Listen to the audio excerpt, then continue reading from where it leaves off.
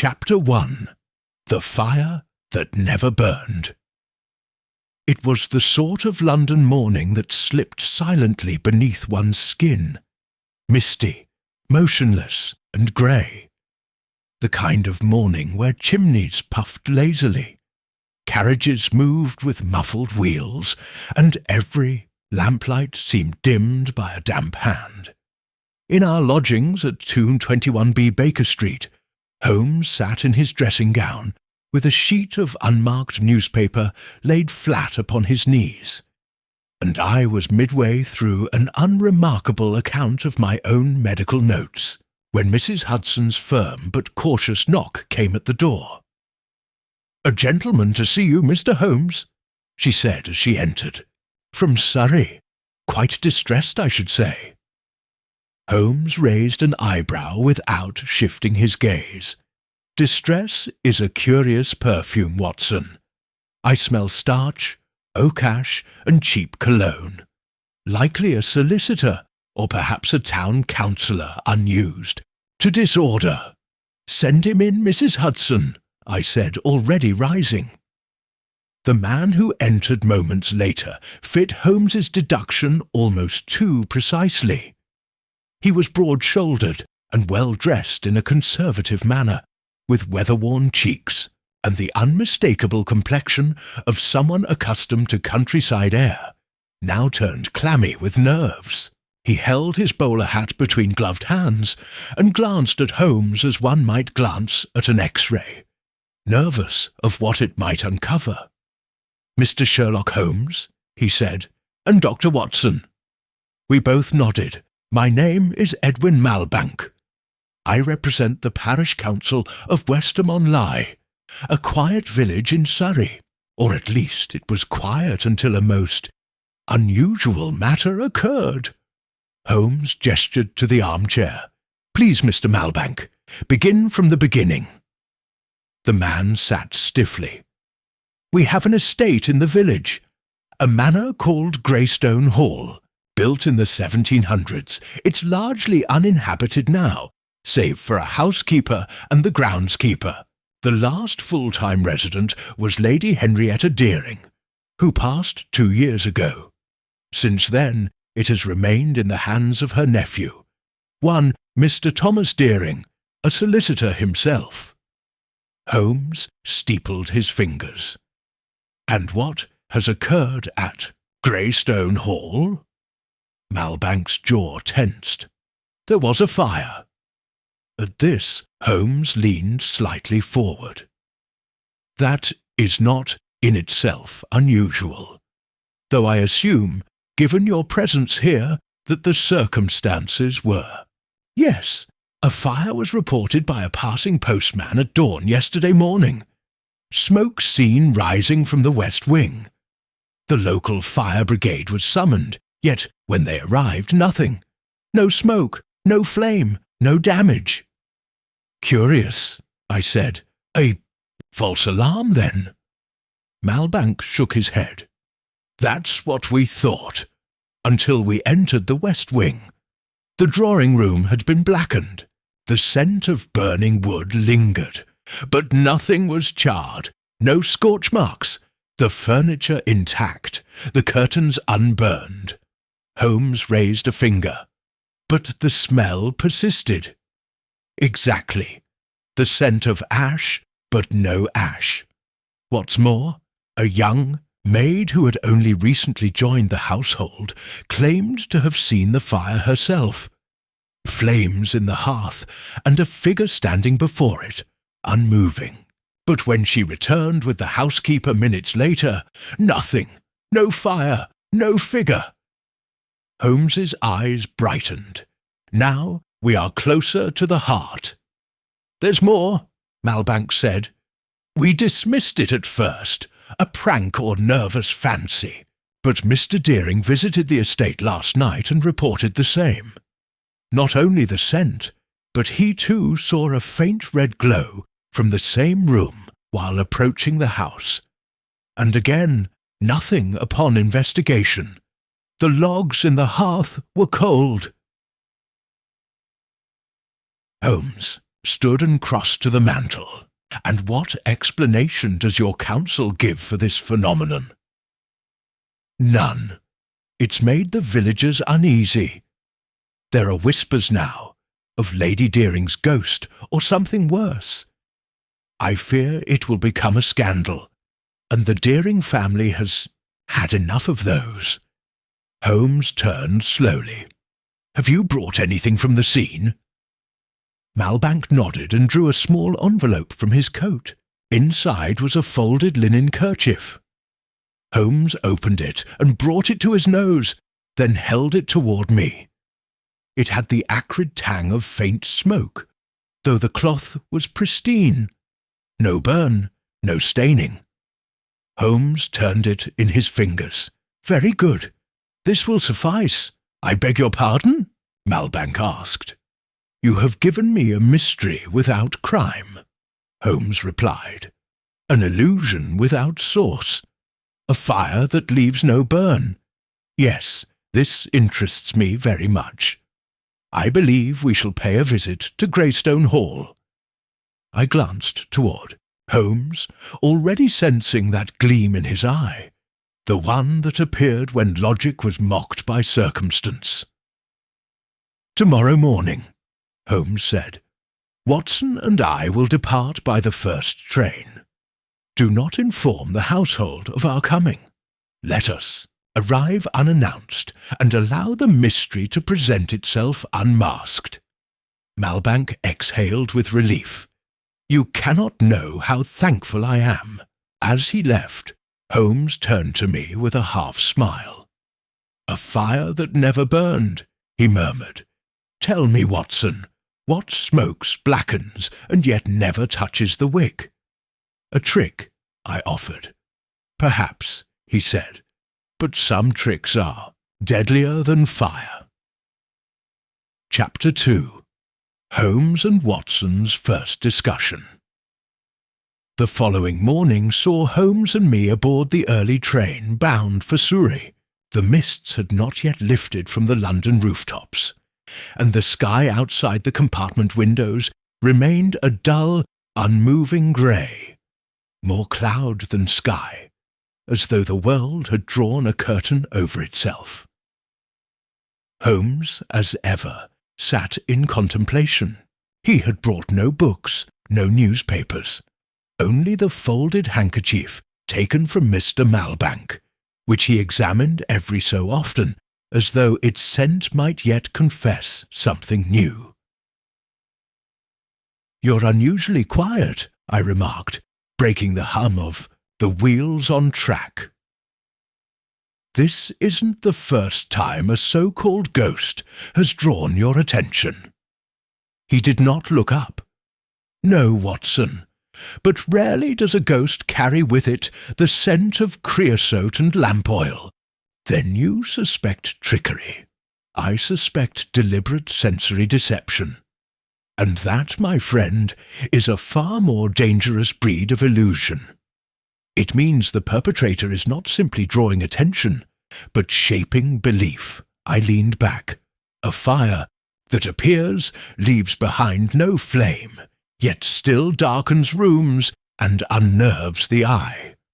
What do you make of it?" Holmes turned his gaze to the countryside flashing past. "I make of it a question. Why stage a fire and leave no damage? Why frighten but not destroy? Most arsonists are compelled by rage, insurance, or concealment. This is theatre." We arrived at Westermont-Lie just before 10. The village was like so many others scattered across the southern counties. Rows of stone cottages, ivy-clad roofs, and the occasional half-timbered shop. Yet even as we stepped from the platform, I noticed a curious hush about the streets. The grocer's boy who passed us had wide eyes. The postman who nodded toward Holmes did so with an urgency that spoke of tension beneath the village's surface calm. We were met at the station by a pony trap, arranged by Mr. Malbank. The driver, a stooped and reticent fellow, offered no conversation as we rolled toward Greyston Hall. Holmes spoke at last as the hedgerows parted to reveal the estate. "It's a curious irony, Watson. A manor named Greystone, housing an invisible flame." The house stood imposingly against a sweep of oaks and barren gardens, its once grand stone facade streaked with years of soot and lichen. The west wing, to which all the trouble had been confined, appeared no different from the rest, save for the blackened ironwork of a balcony, as if something had kissed it with smoke, yet left the windows untouched. Awaiting us at the main steps was Mr. Thomas Deering himself. He was a slim, severe-looking man in his early 40s, immaculately dressed in black, with a waxed moustache and a manner that suggested he preferred facts over fancies, an unfortunate conflict, given his current predicament. "You must be Mr. Holmes," he said as we dismounted. "And Dr. Watson, I'm afraid you'll find no fire waiting for you." "I rarely arrive expecting fire," Holmes replied. "It is truth I seek, and truth is rarely warm." Deering gave a tight smile. "This way." We entered through a towering double door into a vast, echoing hall. The scent of age and disuse hung in the air, faintly metallic, faintly damp. Dust had settled in corners, but the place had been maintained enough to avoid decay. Deering led us directly to the west wing, his polished boots clacking across the flagstones. "It began here," he said, stopping outside a heavy oak door. "Twice now, the postman once, and my new maid another. Someone has seen flames inside this room.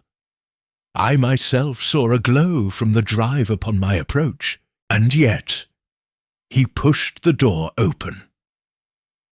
Inside, the drawing-room was dimly lit by morning light, pushing through leaded windows. Nothing appeared out of place. A hearth sat cold and grey. Armchairs and a carved settee faced it. A thick carpet covered much of the wooden floor. All serene, except as Holmes and I stepped across the threshold, I felt it.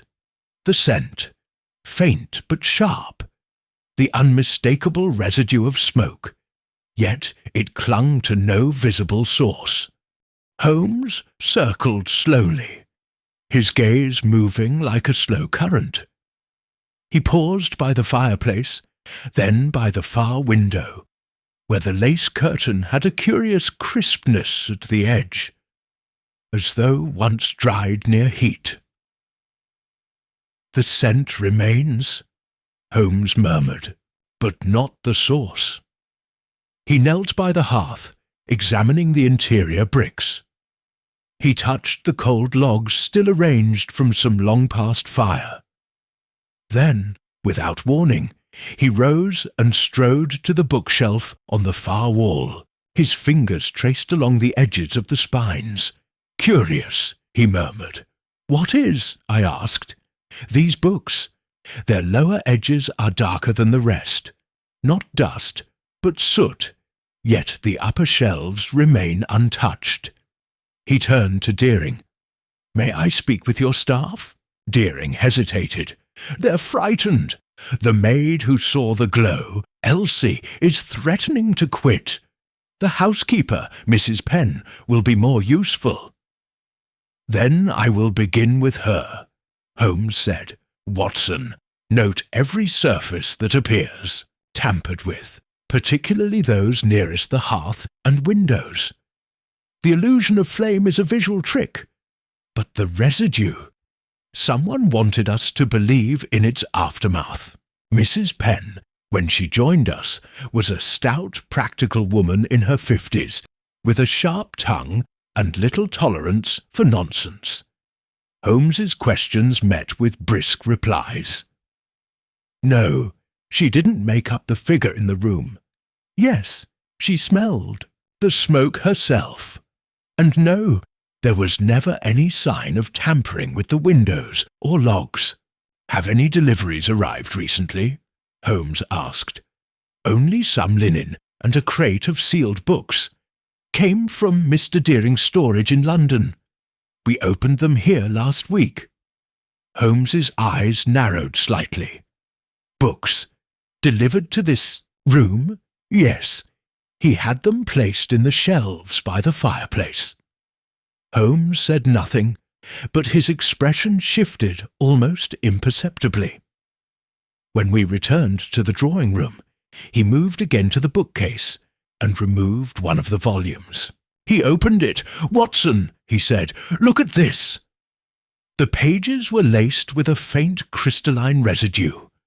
Holmes touched his finger to it, then sniffed. He did not recoil, but nodded. "Potassium nitrate," he said. "And something else, perhaps. Sulphur, a compound used in smoke bombs or in theatrical effects." He turned to Deering. "Mr. Deering, are you in the habit of borrowing props from stage companies?" The solicitor looked genuinely startled. "Of course not." "Then someone is," Holmes said, "and they've placed their illusion very carefully indeed." Chapter 3. The First Clues. A Scene of Deception.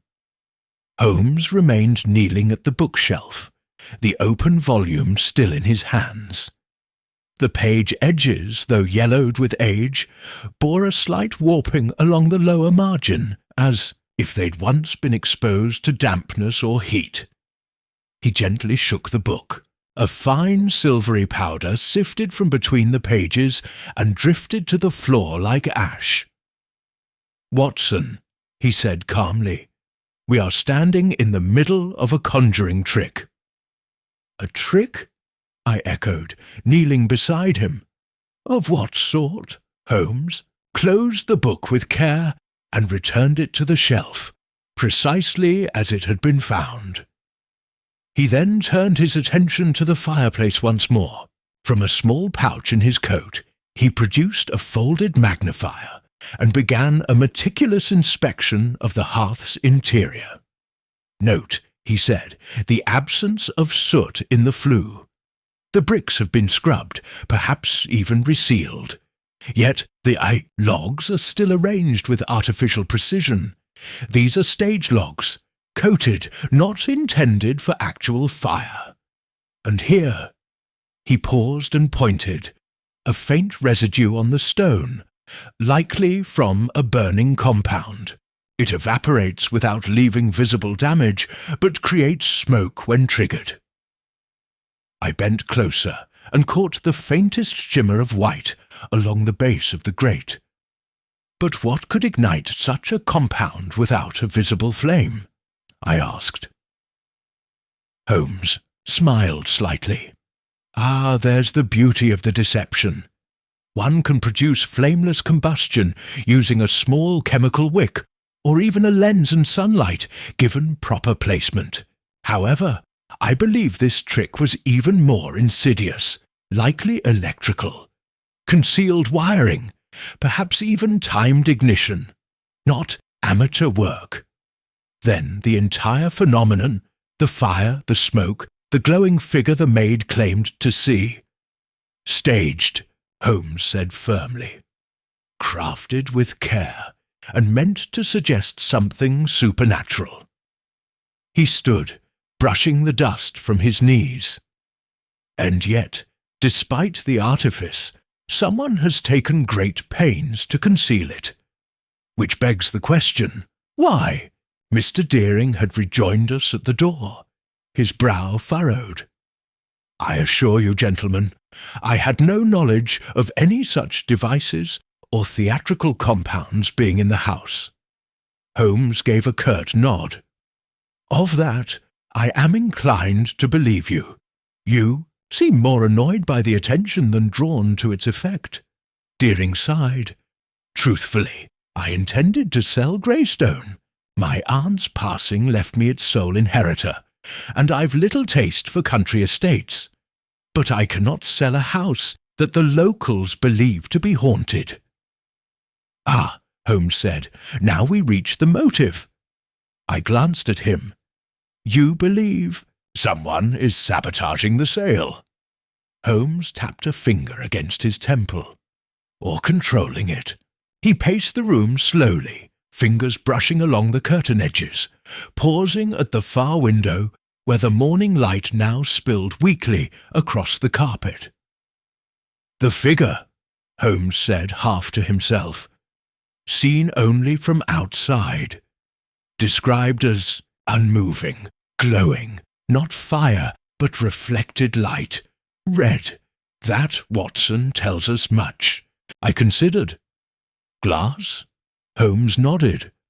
"Or something akin to it, perhaps a painted pane or a screen, set precisely within the hearth, or hung inside the window for an outside observer to catch just the right illusion." He knelt suddenly at the foot of the window and traced the baseboard. After a moment, he pressed one panel. A soft click sounded, a small hatch swung inward. "Hidden compartment," Holmes said, satisfied. "And here, ah." From within, he drew a coil of wire and a shallow metal dish blackened at the base. Next to it lay a half-empty tin of sulphur powder and a short roll of cloth. Deering's face paled. "I swear, I've never seen that compartment in my life. Nor would you," Holmes said, "because it was not meant for your eyes." He stepped back and regarded the room once more. "We are dealing with someone skilled in misdirection, Mr. Deering. Someone who knows the contours of this house intimately and has no qualms using its history and its former occupant to unsettle potential sellers." Deering rubbed his temple. "But who would go to such lengths? The house hasn't been touched in months." Holmes's eyes narrowed. "No, but it has been watched.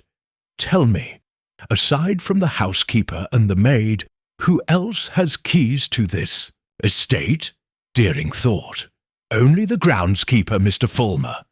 He's worked the estate for 20 years, knows the gardens and the outer buildings like the back of his hand. A reliable man." Holmes tilted his head. "Reliable, perhaps. But proximity, Watson, is a vital currency in deception." He turned to Deering. "I shall like to speak with this Mr. Fulmer. Alone, if possible. And I'd like to examine the house's blueprints, particularly any that include wiring or alterations made in the last 15 years. "I can have them brought from the solicitor's office," Deering said, "and I'll send for Falmer." As he departed, Holmes sank once more into the nearest armchair and steepled his fingers. I sat opposite, notebook in hand. "You have something in mind," I said. "I have several pieces," he replied, "but the picture remains elusive." He stared toward the cold fireplace. "What intrigues me most, Watson, is not the illusion itself, but the restraint. Whoever staged this fire did so with great skill, but not destruction. No property damage, no violence, just suggestion." "A warning? Or a rehearsal?" Holmes murmured. We were interrupted by a knock. Mrs. Penn appeared. "Pardon me, Mr. Holmes. Mr. Fulmer is waiting in the conservatory." Holmes rose, all sharpness once more. "Come, Watson," he said. "Let us see if our groundskeeper knows more than he has seen fit to sow." Chapter 4. The Gathering of Suspects. The conservatory at Greystone Hall was a grand affair, though time and disuse had muted its former glory. The high-arched glass panes were streaked with the dust of long seasons, and the potted ferns that lined the walls sagged from neglect. In the centre, beneath the ironwork dome, stood a man as weathered as the greenhouse itself, Mr. Ernest Fulmer, the groundskeeper. He was tall and lean, with sun-leathered skin, a bristled jaw, and hands like cracked bark. He stood with a stiffness that seemed less physical than defensive. His cap remained clutched in his hands as Holmes and I entered. "Mr. Fulmer," Holmes said gently, "thank you for agreeing to speak with us." The man inclined his head but said nothing. Holmes gestured for him to sit, and we did the same, across from him. A moment of silence passed before Holmes began in earnest. "You've been at Greystone Hall for how long?" 21 years, Fulmer replied. His voice was deep and rasping, first under Lord Deering, then Lady Henrietta, stayed on when Master Thomas inherited. "And you've lived on the grounds all this time?" Fulmer nodded. "Cottage, by the stables. My own tools. No need for much." Holmes leaned back. "Have you seen anything unusual these past weeks?" The man stiffened slightly. "Plenty's unusual, Mr. Holmes, but people only care when it starts looking unnatural." Holmes's brows rose. "Then by all means, share what you've seen." Fulmer hesitated, glancing at me briefly before clearing his throat. "Couple. Nights back, before the young maid saw the fire, I was out trimming the yews near the west garden. I saw light in the window, red flicker. Thought it strange, as the drawing-room hasn't been used in months. But I reckoned maybe someone lit the hearth." "You didn't investigate?" "No, sir. I'm no stranger to odd goings-on in old places. I've seen shadows in windows, heard floorboards creak when no one was near. I've never believed in ghosts, but I've also never gone poking where I'm not wanted." Holmes smiled slightly. A wise instinct, though not one that aids deduction. Fulmer shifted. "Then the next day the maid was in tears, saying she saw someone standing in the fire. I didn't say a word, didn't want to add fuel to talk of spirits." "And what of the housekeeper, Mrs. Penn?" Holmes asked. "Did she speak of anything unusual?" Fulmer looked uneasy now. "She said the west wing felt colder than it ought to. Said the logs in the grate were warm one morning, though she hadn't lit a fire there since autumn. She's a sensible woman, sir, but even she's got her limits. She keeps the west wing locked now when she can." Holmes nodded thoughtfully. "Tell me, Mr. Fulmer, who had access to the keys of the west wing?" Fulmer frowned. "Just Mrs. Penn and myself, though Mr. Deering would have had his set too, from when he visited last month." "And when the books were delivered?" "I helped carry them in. Crates from the solicitor's office in London. Mostly old ledgers and journals, I think. Mr. Deering said to stack them on the lower shelves."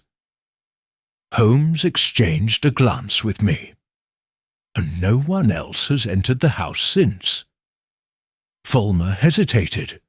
"Only one man I can think of. Mr. Phelps, estate agent from Godalming. Came out a fortnight ago. Said he was preparing a listing for the property. Walked the whole house with his notebook." Holmes's eyes lit with interest. "Did he inspect the west wing?" "Twice. Said he wanted to check the room's condition. Spent longer in there than any other room." Holmes rose at once. "That, Watson, is a name we must follow." He turned to Fulmer. "Thank you. You've been more helpful than you know." We returned to the main house, where Holmes immediately requested Mr. Deering's company. When the solicitor arrived, Holmes wasted. No time, Mr. Deering. Do you know a Mr. Phelps? An estate agent handling your property? Deering's expression tightened. Yes, Lionel Phelps. He was retained by my firm in London to begin the valuation. Why? Because, Holmes said coolly, his conduct suggests more than honest appraisal. According to Mr. Fulmer, Mr. Phelps paid particular attention to the West Wing. Twice. And that was shortly before the phantom fire was first reported. Deering's brow furrowed. You think he's involved? I think, Holmes said, that if this haunting was meant to delay or sabotage a sale, Mr. Phelps would be the first to benefit, or the first to be used by someone who would. I can request his records, Deering offered. He submitted a preliminary valuation report to the solicitor's office. I've not yet reviewed it. Do so, Holmes said, and arrange for us to meet him. In the meantime, Watson and I shall explore the remaining players in this drama, and indeed more emerged. That evening, over a modest supper in the Greystone dining hall, Holmes reviewed the list of those connected to the estate's affairs. 3 persons of interest now emerge, he said. First, Mr. Phelps, whose timing and behaviour are suspicious. Second, Mrs. Penn, who has kept to her duties, but seems to know more than she says. And third, he tapped the table. To Kiosdurstio, Yesh, Inchdorf. A name I found in Lady Henrietta Deering's old correspondence. Miss Constance Vale, a distant relation, once expected to inherit Greystone, until the will named Mr. Thomas Deering instead. A slighted heir, I murmured. Classic motive.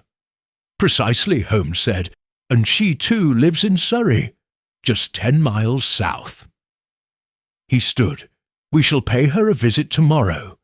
But tonight, Watson, I intend to remain in the West Wing. I blinked. Alone? Of course, if the fire that never burned returns, I mean to see it with my own eyes. Chapter 5. First Suspects. The Red Herring.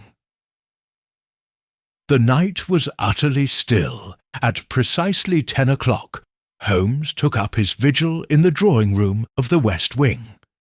I had offered to remain with him, but he declined.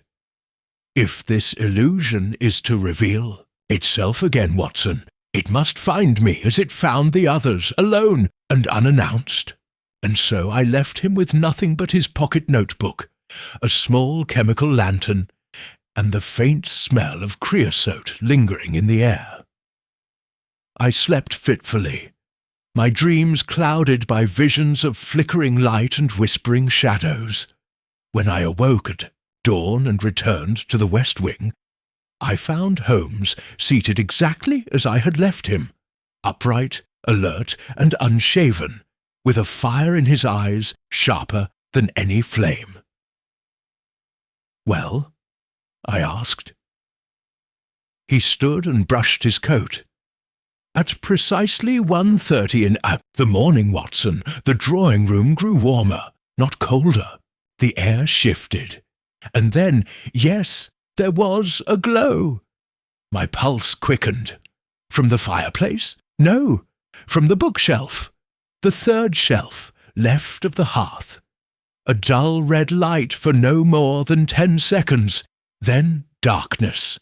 No noise, no motion, just the suggestion of presence. And the smell? More pungent this time. Sulphur. Enough to sting the eyes. I moved to the shelf in question and knelt. Holmes joined me. "There," he said, pointing. "See the fine wire between the guillotines? Here, shelf edge and the cabinet wall? I did. Barely thicker than a hair, tucked precisely along the seam. Connected to what?" Holmes withdrew his pocket-knife and gently pried back the edge of the panel.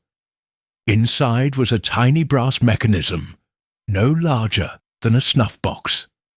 "A heating coil," Holmes said with admiration. "Battery-operated, likely connected to a chemical packet, one that emits both light and smoke when triggered. But how was it activated?" "Timing," he said. "Or perhaps a hidden switch in another part of the house." Just then Mr. Deering entered, still in his dressing gown. "Good heavens," he said, blinking at the exposed mechanism. "This was inside my aunt's bookshelf." "Installed with care," Holmes said, "and not by coincidence." Deering rubbed his temples. "This is beginning to feel more like sabotage than mischief." "That is precisely what it is," Holmes replied. Over breakfast, Holmes reviewed the situation aloud for my benefit, though I suspected he was also performing for Deering. "We have a man, Mr. Lionel Phelps, who visited the house twice and spent an unusual amount of time in this very room. He had knowledge of the estate's intended sale and may have a reason to stall it." "A motive?" I asked. Holmes nodded. "Yes, but a weak one. Phelps stands to gain only marginal commission. He has no claim to the property, no vendetta against the Deering name. Too slight." "Then you believe he's not the real culprit?" "I believe he is our red herring," Holmes said. We returned to the drawing-room mid-morning, where Holmes performed another thorough search, this time lifting the carpet edge near the fireplace. "Ah," he said, gently drawing out a slender metal rod embedded in the floor. "This, Watson, is the true ignition source, pressure-based, likely activated when someone stepped directly on this square of carpet. A mechanical trigger." "A trap?" I asked. "A message," Holmes corrected. "The victim sees the glow, smells the smoke, sees nothing else. They're meant to feel watched, haunted, not harmed, but unnerved." Deering, who had followed us in, paled. "My aunt believed in omens," he said. "She kept charms and oils near her bed. Perhaps someone is using her beliefs to cast doubt upon my rights to the property." Holmes turned slowly. "Tell me, Mr. Deering, have you ever clashed with Miss Constance Vale?" Deering's face stiffened. "She's complicated," he admitted. "Lady Henrietta's great-niece. Always thought she'd inherit the hall. She didn't take the change in the will kindly." "Was she ever denied access to the estate?" Holmes asked. "No. She came once after the funeral, insisted on seeing the drawing-room, said it was hers in spirit if not in deed." Holmes turned to me. "There, Watson, a second suspect, one with motive, opportunity, and, as we shall discover, plenty of flair for drama. By noon, we were en route to Little Bramblehurst, a modest village just south of Westham, where Constance Vale resided in a converted vicarage. She greeted us at the door in a high-necked gown of dark green, her posture rigid and her mouth tightly drawn. "Mr. Holmes," she said coolly, "I thought I might see you eventually." "You've heard, then?" Holmes asked as we stepped inside. "I've heard talk of ghost fires and vanishing lights. The country is ever fond of embellishment." Her parlour was filled with books on folklore, theatre, and Eastern mysticism. A crystal orb rested on a chier side table beside a half-burned stick of incense. Holmes glanced around. "You studied stagecraft, Miss Vale?" "In Paris, yes. A brief dalliance with the Théâtre d'Ombre. But that was a lifetime ago." "And yet your knowledge of illusion remains relevant." She met his gaze evenly. "If you're accusing me, Mr. Holmes, do so plainly. I'm merely observing. he said, and asking why a woman excluded from her family's estate might wish to delay its sale. She smiled thinly. You assume I care what happens to Greystone Hall. I don't. Let Thomas sell it to strangers. Let it rot. That house was never mine, though I loved it as if it were. Then you have no grievance? She stood and crossed to the window. I have many grievances, Mr. Holmes, but none I'd express through smoke and shadow. Holmes nodded. And yet you visited the West Wing. You knew the room's layout. You had the opportunity. She turned. I also had the restraint not to burn the house down. Do you?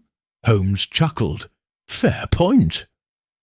As we left the vicarage, Holmes looked thoughtful. She may be involved, I said. She may, he agreed, but there's a performative quality to her anger. I suspect her interest in the house is personal, but not practical, which makes her useful for distraction, but unlikely as architect of our deception. Another red herring, or a shy pawn in a larger design, Holmes murmured. He looked up toward the distant silhouette of Greystone Hall, now wreathed in low mist. Someone is engineering fear, he said. We've seen the illusion, but the intent still eludes us. That, Watson, is what I intend to uncover next. Chapter 6. The Secret Clue. A hidden inconsistency. We returned to Greystone Hall that evening under a drizzling sky, the road slick with rain and the trees whispering with wind. Holmes was unusually silent for most of the journey back, his gaze fixed on the window, one gloved finger tapping idly against his coat sleeve. You've grown quiet again, I said at last. He nodded, not turning. Because the pattern, Watson, is almost complete. But there is one detail, small, quiet, and utterly wrong, that refuses to align. What detail? He turned then, the faintest crease forming on his brow. You recall the glowing figure seen by the maid, the one standing near the fireplace? Of course. And you recall that she said it did not move, did not turn, did not even shift? Yes, she said it was like a statue or a shadow. Exactly. And yet the fire itself, the glow, the smoke, the scent, they were designed to evoke presence, to simulate heat, breath, a human being. But the figure lacked humanity. Why stage a haunting if the ghost does not act? I frowned. You think the figure wasn't part of the illusion? I think it was the illusion, Holmes said, but not as we assumed. As we arrived back at the hall, he made directly for the West Wing without removing his coat. I followed, boots damp and heart-pounding, the familiar scent of scorched air greeting us again even before we reached the drawing-room. Inside, all was calm, at least in appearance. Holmes went to the hearth, knelt, and examined the left side of the mantel. Then, after a pause, he moved to the heavy velvet curtain beside the tall leaded window. "Watson," he called, "help me here." We pulled the curtain aside, revealing the window in full. Outside, mist curled against the glass. "Here," Holmes said, indicating a faint circular smear near the corner pane. "See the residue?" I leaned closer. Something was affixed here. Indeed, a lens, likely convex, mounted briefly to this spot, just enough to catch the candlelight, or another internal source, and reflect a focused red glow outward. I blinked. Then the figure wasn't in the room at all. It was cast, a projection from somewhere else. Holmes nodded, and a simple one at that. A lantern, perhaps, with a coloured filter and a shaped slide. No moving parts, just careful placement. He stepped back. But now, Watson, we must address the true inconsistency. He crossed to the far side of the room, where a low settee rested against the wall, and from beneath it he drew out a forgotten object, one of the books from the earlier delivery. It had clearly slipped under the furniture during their unpacking. Holmes opened it to the inside cover. Then he handed it to me. There, written in faded ink, was a name, A.R. Phelps. Not Lionel Phelps, the estate agent, Holmes said softly, but Arthur R. Phelps, his father. I stared at him. The books, Holmes continued, were not chosen randomly. They were shipped here under the guise of inheritance. But these, he gestured to the shelves, are not Deering family volumes. They are remnants of another estate. But why bring them here? Because, Holmes said, someone wanted them close to the illusion, to create a false narrative, to populate the scene with artifacts of a history that doesn't belong. I stepped back, realization dawning. You think the illusion was designed to suggest not only haunting, but a connection to someone else, a claim. Precisely. A man with no blood right to the estate, but a paper trail. A man like Lionel Phelps, who may have inherited his father's bitterness, if not his library. Holmes moved to the writing desk in the corner. From it, he withdrew the ledger that Mr. Deering had briefly mentioned, a listing of estate items shipped from London. He scanned the entries, then stopped. Here, entry marked Parcel A books from Sutherland Storage, catalogued by L. Phelps, 13th February. He turned the page. No signature, no official seal, just the agent's handwriting. I stared at the ledger. So he orchestrated the delivery himself. More than that, Holmes said, he inserted a new history into Greystone Hall, one that hints at a secret inheritance, a past ownership, a ghost not of the spirit, but of legal fiction. He turned suddenly, eyes gleaming. Watson, do you recall what Mr. Fulmer said? That Mr. Phelps visited twice. Once for inspection, once again, late and alone. Yes, I said slowly. He claimed he needed final measurements. But he didn't measure, Holmes said. He planted. The trigger in the floorboard, the chemical coil in the cabinet, the lens behind the curtain, a full theatrical illusion, and the books delivered under the guise of estate sorting were smuggled in to give it historical credibility. But to what end? Holmes closed the ledger softly. To claim Watson, to unsettle Mr. Deering, sow confusion and delay the sale. And when the rightful owner withdrew in embarrassment or fear, the estate agent, already embedded in the process, would produce papers, suggesting that a distant relative, Arthur Phelps, had once had a claim, a clerical error, a lost deed, and Lionel, as heir, might just convince a provincial court to believe in a ghost. I sat down heavily. It's brilliant, I said. Morally bankrupt, but brilliant. Holmes smiled faintly.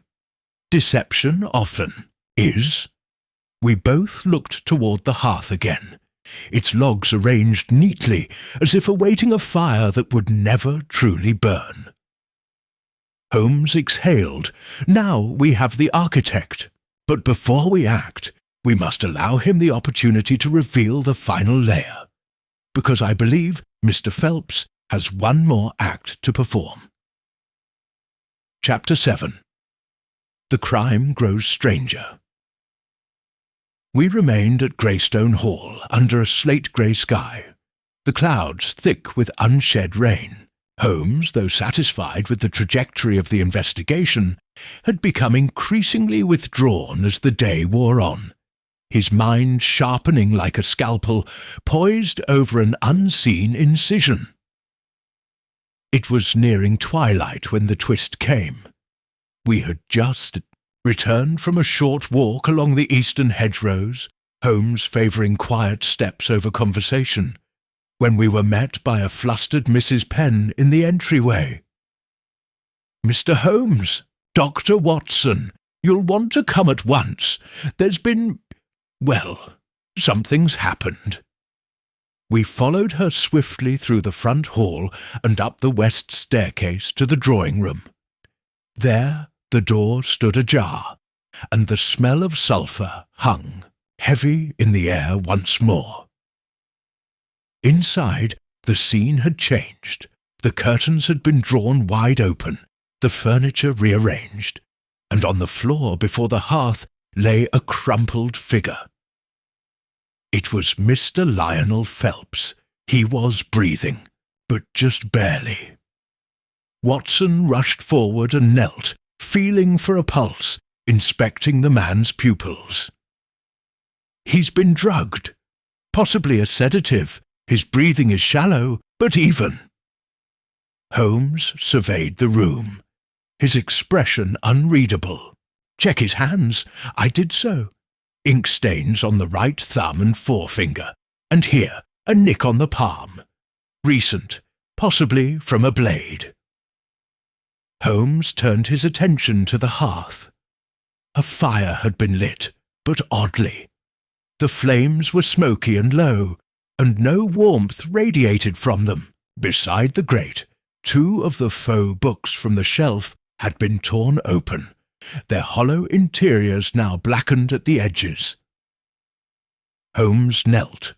One of the chemical pouches ignited, poorly timed. He looked up sharply. Watson! He was trying to stage another haunting. "But why now?" I asked. "After everything we discovered, he surely knew suspicion was on him." Holmes stood and began to pace. "Desperation," he said. "A final gambit."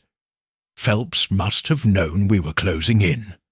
Perhaps he returned to erase the devices, to reset the illusion, or more likely, to push it one step further. A true injury, or a disappearance, something to escalate fear before the sale could proceed. "But he was caught by his own device," I said. "Indeed," Holmes murmured, like a conjurer tangled in his own wires. Holmes crossed to the writing desk, where a scrap of torn paper had fallen. He retrieved it and studied the jagged writing. Not a fraud. I swear it. She told me where it was. Beneath the floor, the second hearth. He looked up, eyes narrowing. "Watson, there is more here than performance." I joined him, reading the message again. "You think he had a collaborator?" Or believed he did. He stepped quickly to the far corner of the room, where a second, sealed fireplace stood beneath a plastered alcove. Long disused and likely older than the rest of the manor's embellishments. With a small iron poker, Holmes pried at the edge of the hearthstone. After a moment of resistance, the slab shifted, with a low groan. Inside was a small iron-bound box, its surface rusted but intact. Holmes lifted it out and placed it on the rug. With a snap of his pocket-knife, he broke the clasp and opened it. Inside lay a faded envelope, a stack of folded documents, and a thin silver key. Holmes inspected the contents with great care. The envelope, sealed in red wax, bore the Deering crest. The documents appeared to be letters, some from Lady Henrietta herself, others unsigned but written in a distinct looping hand. Watson leaned in. "What are they?" Holmes scanned the first page, then smiled thinly. Letters of inheritance. Not legal, but emotional. Lady Henrietta wrote to a woman named Alice Rooke, an old companion, long estranged. Promises of shared memories, debts, to be repaid, even suggestions that should the will ever come into question, this box would explain everything worth keeping. I frowned, but Alice Rooke is not in the family tree. "No," Holmes said. "She was a governess, dismissed quietly after some scandal, undocumented, likely familial, and it appears she was also the mother of Arthur Phelps." Then Lionel Phelps believed he had a rightful claim, through his grandmother. Holmes nodded, and Lady Henrietta, guilt-ridden in her final years, buried the box here as a kind of contrition, not legally binding, but emotionally damning. I looked toward the still figure on the rug. So this wasn't about fraud or money. It was about recognition. Holmes rose, and vengeance. Mrs. Penn, who had remained silent at the door, now spoke quietly. "He came once before. I thought nothing of it, said he wanted to inspect the ceilings. But I heard him in this room, digging, crying, whispering to someone." Holmes turned to her. "Then he must have found the box days ago. But finding it wasn't enough. He wanted the house, the name, the story." "And so he became the ghost," I said. Holmes nodded once, gravely. "A ghost that never burned, because it never truly died." He looked down at Lionel Phelps. "Have him taken to the village infirmary, Watson. He will recover, and then he will answer for what he's done." Chapter 8. Holmes tests a theory. The rain had lifted by morning, though a thick dew still clung to the grass, and the air hung cool and damp. Greystone Hall, for all its faded grandeur, seemed quieter after the night's events. No more phantom lights, no tricks in the dark, just the brittle truth of an old house and a young man tangled in its ghosts. Holmes stood by the garden wall, hands in his coat pockets, eyes narrowed toward the stables. "Watson," he said, "I do not believe our illusionist worked alone," joined him. "You think someone else assisted Phelps?" He nodded. "He may have constructed the mechanical apparatus and delivered the forged books, but the planting of the second hearth box, the sealing of the room, the resetting of the stage, too meticulous for one man, especially under pressure." "And the letters?" I asked. "You believe they're genuine?" "Some of them," Holmes said, "but not all. The ink on the inheritance note is fresher than the rest. The style, subtly different." "A forgery?" "Or an embellishment," he replied. "Enough truth to appear authentic. Enough fiction to sway a mind already desperate to believe." He turned then, striding toward the west wing. "I wish to test a hypothesis. Come." Inside the drawing-room, Holmes moved with careful precision.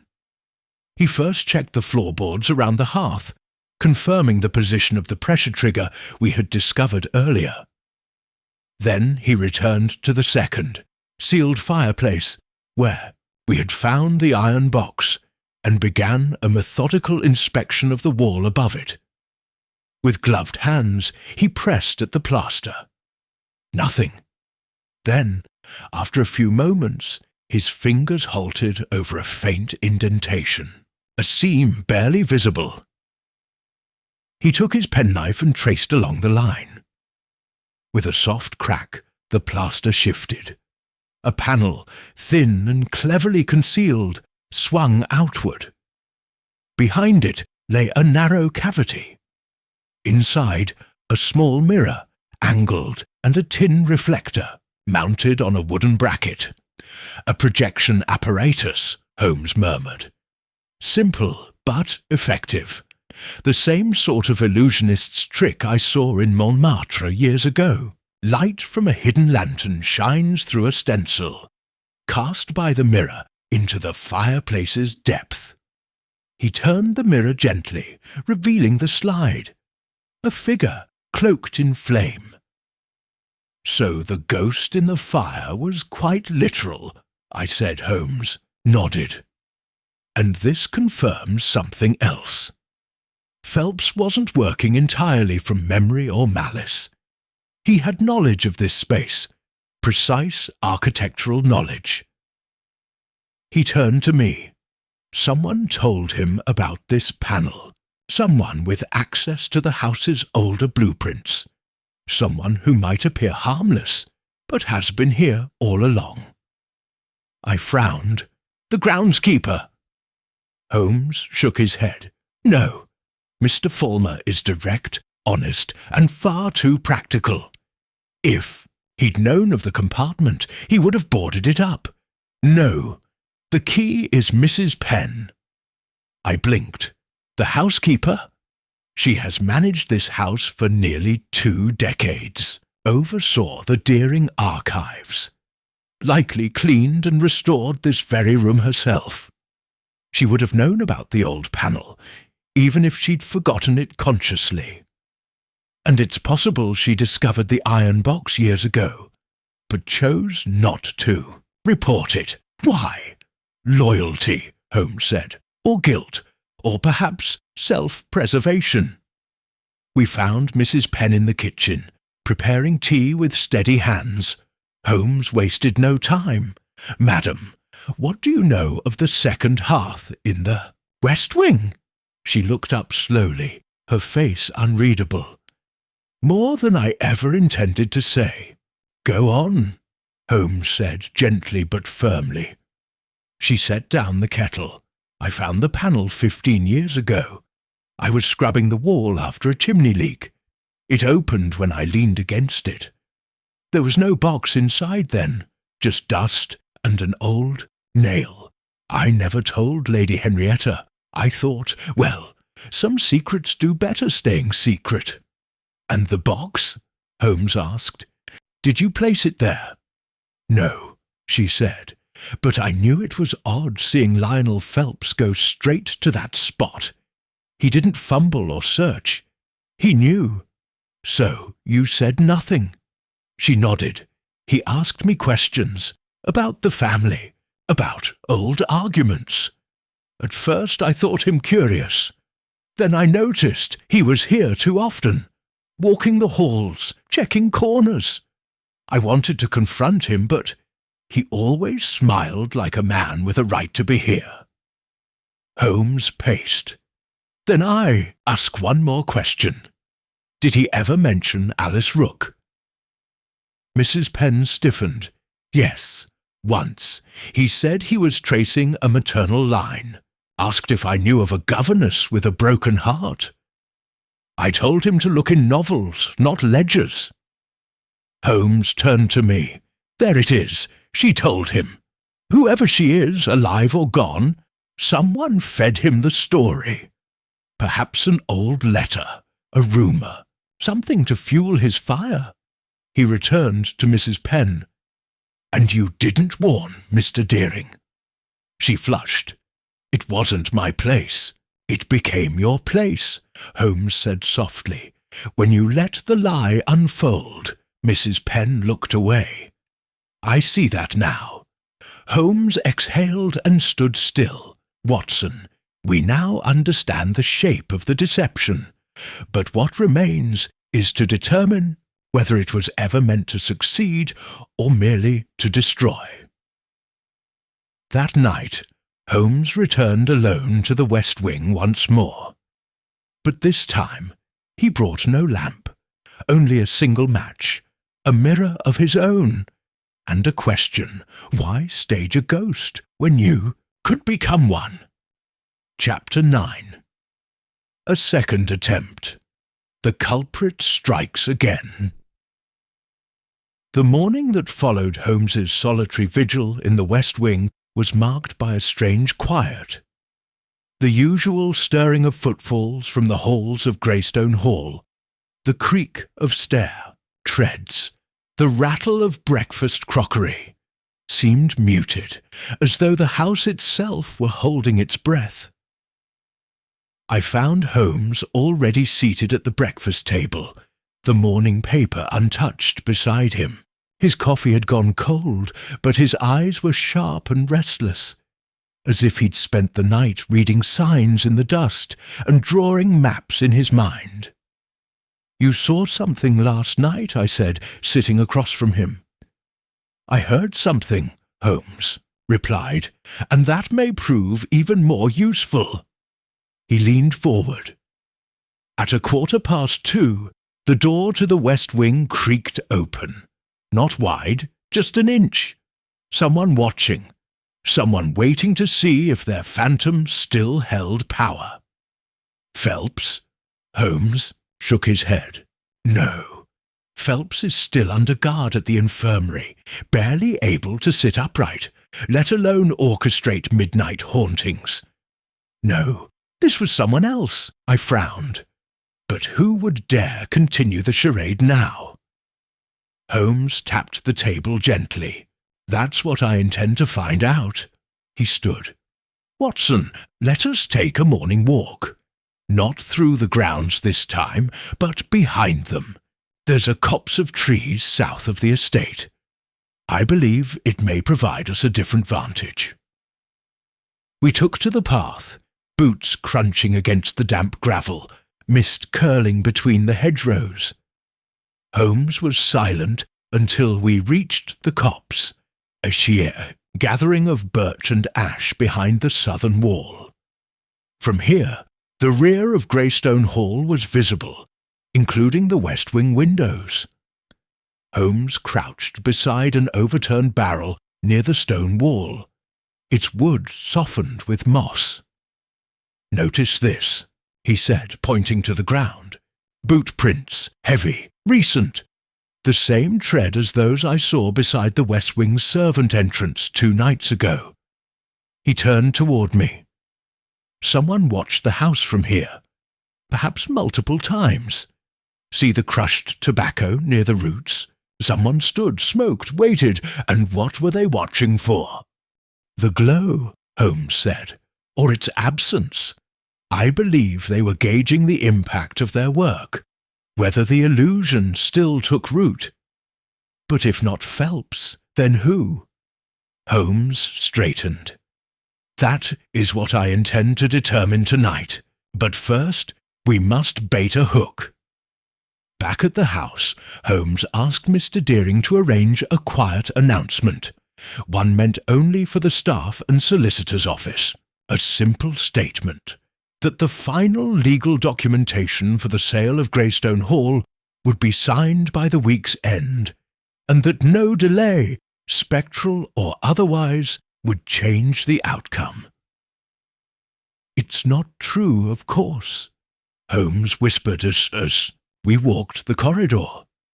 "But if someone hopes to stop the sale, they must act soon, and I intend to catch them in the act." That evening, Holmes made only one subtle change to the West Wing drawing-room. He repositioned the mirror hidden in the false fireplace panel.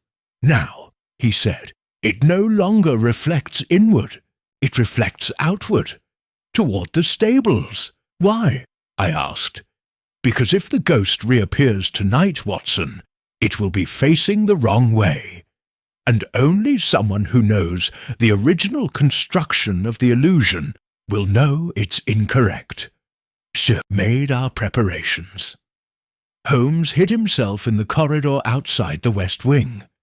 I was stationed in the library just across the hall, with a direct view of the window. Lestrade, who had arrived from London that afternoon at Holmes's request, waited outside beneath the hedges with 2 plainclothes officers. Midnight passed, then 1 o'clock. At precisely 1:25 I saw it. A soft red glow in the drawing-room window, flickering, too even for fire, too deliberate for chance. Holmes appeared beside me in seconds. "Did you see?" I nodded. "Same shape as before, but reversed." "And our watcher?" We moved to the servants' hallway and found the door slightly ajar. Outside, Lestrade's signal came, a sharp whistle. Holmes burst through the door and we followed, boots splashing across the sodden grass. Near the hedge, 2 constables had already apprehended the figure, a cloaked form struggling and shouting. Holmes stepped forward, breath controlled. He pulled back the hood. It was Mrs. Penn. The housekeeper's face was twisted in fury, not fear.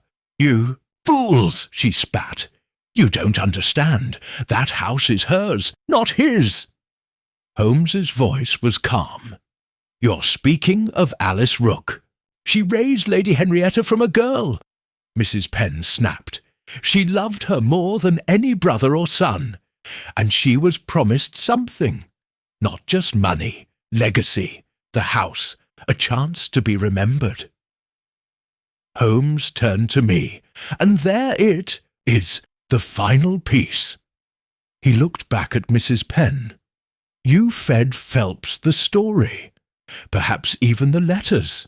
He believed them, acted on them. But you were the keeper of the flame." She said nothing, eyes glittering. "You carried out the second illusion. After he failed, you resurrected the ghost, not to frighten Deering, but to remind the world that Alice Rook belonged here." She clenched her fists. "Henrietta wanted to leave it to her, but the law wouldn't allow it. So she buried the promise, and when Phelps came sniffing, I gave him the box, because someone had to make it right." Lestrade signalled the constables, and Mrs. Penn was led away in silence.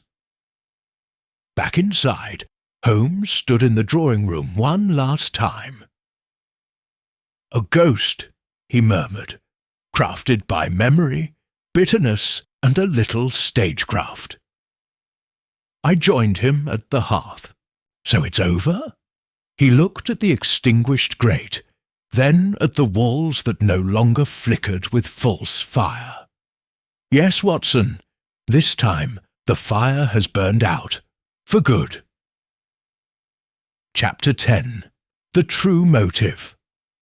Begins to surface dawn broke over Greystone Hall with a reluctant light, filtering through low clouds and casting long spectral shadows on the dew-soaked lawns.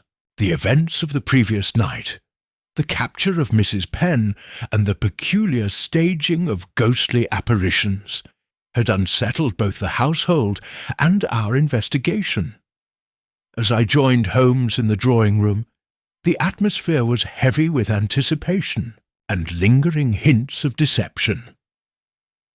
Holmes was already at the desk, a fresh stack of documents and yellowed letters spread before him in meticulous order. He regarded them as though they held the final key to the mystery of the fire that never burned.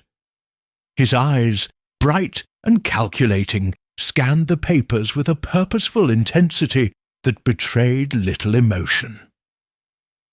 "Watson," he began, setting one particularly faded letter before him. "Observe this correspondence dated nearly 20 years ago. It appears to be from Lady Henrietta.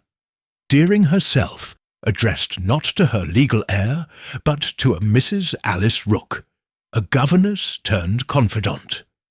Notice the tone, affectionate yet cautionary, as though she feared repercussions if the truth were ever disclosed. I leaned in closer. It speaks of secret bonds, promises made in quiet hours, and regrets, does it not? Holmes nodded. Exactly. Lady Henrietta, on the brink of her final days, entrusted Mrs. Rook with a secret, one that held the key to a disputed legacy. The inheritance was never merely about money, Watson. It was about recognition, about securing a place in history. And as fate would have it, this secret was deliberately buried within the very walls of Greystone Hall. He paused, his eyes flickering toward the window, as if he were watching a ghost from the past. The box we discovered in the West Wing, the one containing the inheritance letters and that solitary silver key, corroborates my suspicions.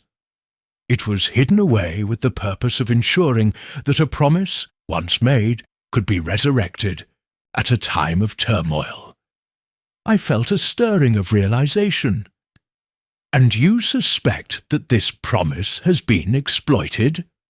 Indeed, Holmes said, tapping a finger on the ledger we had retrieved earlier. Mr. Deering's family, as it stands, has grown complacent in its ownership of Greystone Hall. Yet beneath the veneer of proper inheritance lies a tangled web of old resentments and disputed claims.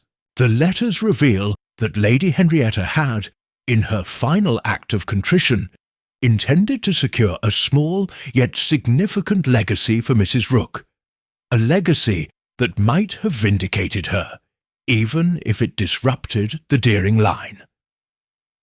He paused to let the weight of his words settle. Now, consider the actions of Mr. Lionel Phelps. He visited the estate not as a mere agent for sale, but with a pronounced interest in these very documents and records. His repeated inspections of the West Wing, his unnerving familiarity with secret compartments, and his choice of words when questioned, all point toward a deeper motive. Phelps is not simply an estate agent. He is, in effect, staking a claim on a family secret, I interjected softly. A claim which would undermine Mr. Deering's control, wouldn't it? Precisely. Holmes's gaze sharpened as he picked up a second letter. A later document penned in a hurried, almost desperate hand, bearing the initials ARP. This, he explained, was a note from Mrs. Rook to an unknown confidant. The letter reveals that Mrs. Rook, long ostracized after a scandal, was forced into silence, yet she vowed that her legacy would one day return to light. A legacy that would restore what she felt was unjustly stripped away from her. Holmes laid the letter next to the inheritance correspondence, aligning the timelines and subtle shifts in tone. You see, Watson, our estate is not haunted by restless spirits, but by unresolved grievances. The fire that never burned was not an accident or a mere prank. It was a meticulously orchestrated illusion. Someone sought to use the spectre of the past to delay or even cancel the sale of Greystone Hall, hoping to create, if not an outright dispute, then a lingering uncertainty regarding rightful ownership. I considered this in silence for several moments. Who then benefits from such uncertainty? Holmes's eyes glinted with the thrill of revelation. Mr. Phelps, undoubtedly. By stirring doubt about the legitimacy of Mr. Deering's title, he could pave the way for an alternative claim, one backed by the long-forgotten promise of Mrs. Rook. And we cannot discount the complicity of Mrs. Penn, whose behaviour last night demonstrated both loyalty to a cause and a willingness to act. She has perhaps felt as a caretaker of that old legacy, a silent guardian of secrets that now empower Mr. Phelps. Mr. Deering, who had been listening in silence from the doorway, interjected with a tremor in his voice. "This is preposterous. My family's honour has been maintained for centuries." Holmes turned to him calmly. "Honour, Mr. Deering, is a matter of perception as much as fact. What you call honour may, to another, be merely the spoils of unchecked ambition. The true motive here is not to ruin your family, but to reclaim a dignity that was lost a long time ago.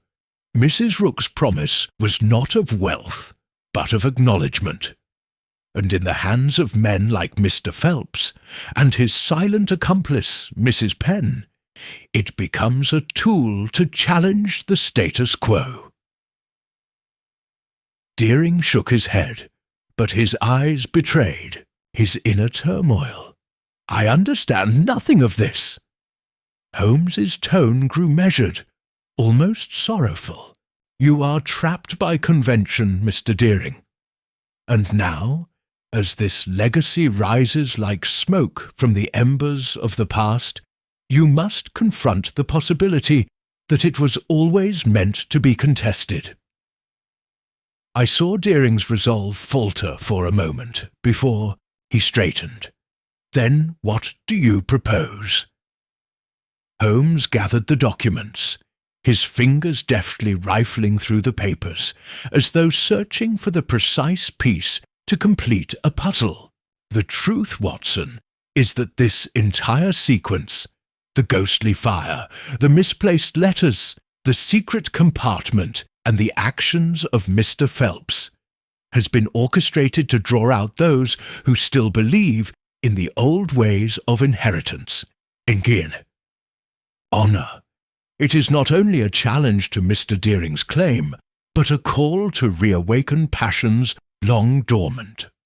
He paused, as if weighing his next words carefully.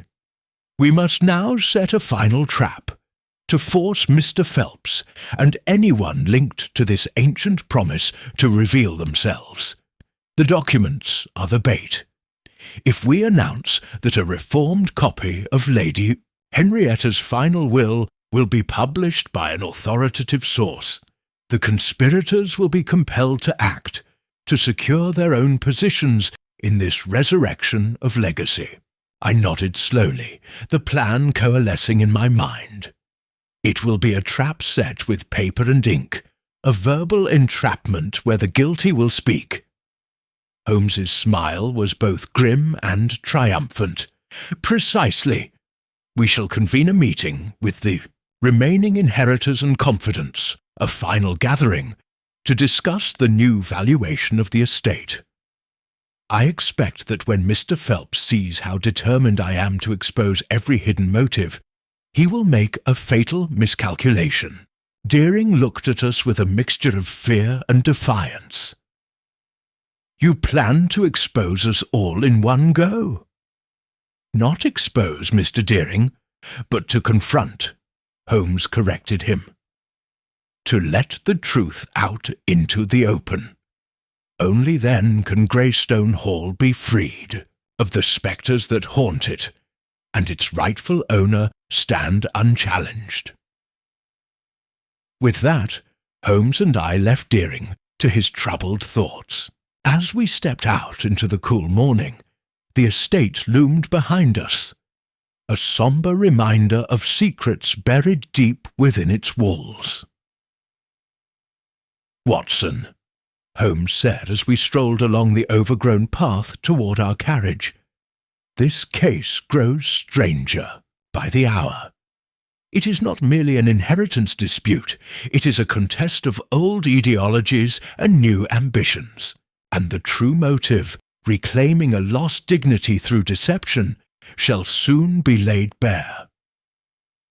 I took a deep breath, the crisp air filling my lungs with a sense of foreboding purpose. Then we are on the brink of a revelation. Holmes regarded me with a steady gaze. "Indeed we are. Prepare yourself, Watson, for as the final pieces of this elaborate puzzle fall into place, we shall witness a confrontation that will change the fate of Greystone Hall, and settle a legacy that has been long denied its truth. As our carriage rolled away from the estate, the distant outlines of Greystone Hall blurred into the early morning haze, heavy with promise and mystery. With every mile, the final act of this haunted performance drew nearer, and Holmes's determined silence said more than any words could. Chapter 11. The Bait, Holmes's Grand Strategy. 2 days later, Holmes set the trap. The bait, as he had predicted, was not blood, nor gold, nor the threat of scandal, but ink and implication. With Mr. Deering's reluctant consent, Holmes composed a notice for the Surrey Gazette, a quiet announcement nestled between wedding notices and agricultural reports. It read, "Revisions to the Deering family holdings. Greystone Hull in light of recently uncovered documentation belonging to the late Lady Henrietta Deering, and in consultation with family solicitor Mr. Thomas Deering, a full review of the estates. Historical entitlements will be held this Saturday at Greystone Hall. Present claimants and legal custodians are invited. Questions regarding former retainers, unnamed beneficiaries, or sealed letters of intent will be addressed, a whisper rather than a shout, just enough to stir interest in those who still watched the house from the trees." Holmes, of course, had no true intention of redrafting wills. "What I seek," he said to me as we finalized the guest list, "is pressure, not resolution. Truth, when it is forced from its hiding place, often arrives clothed in panic."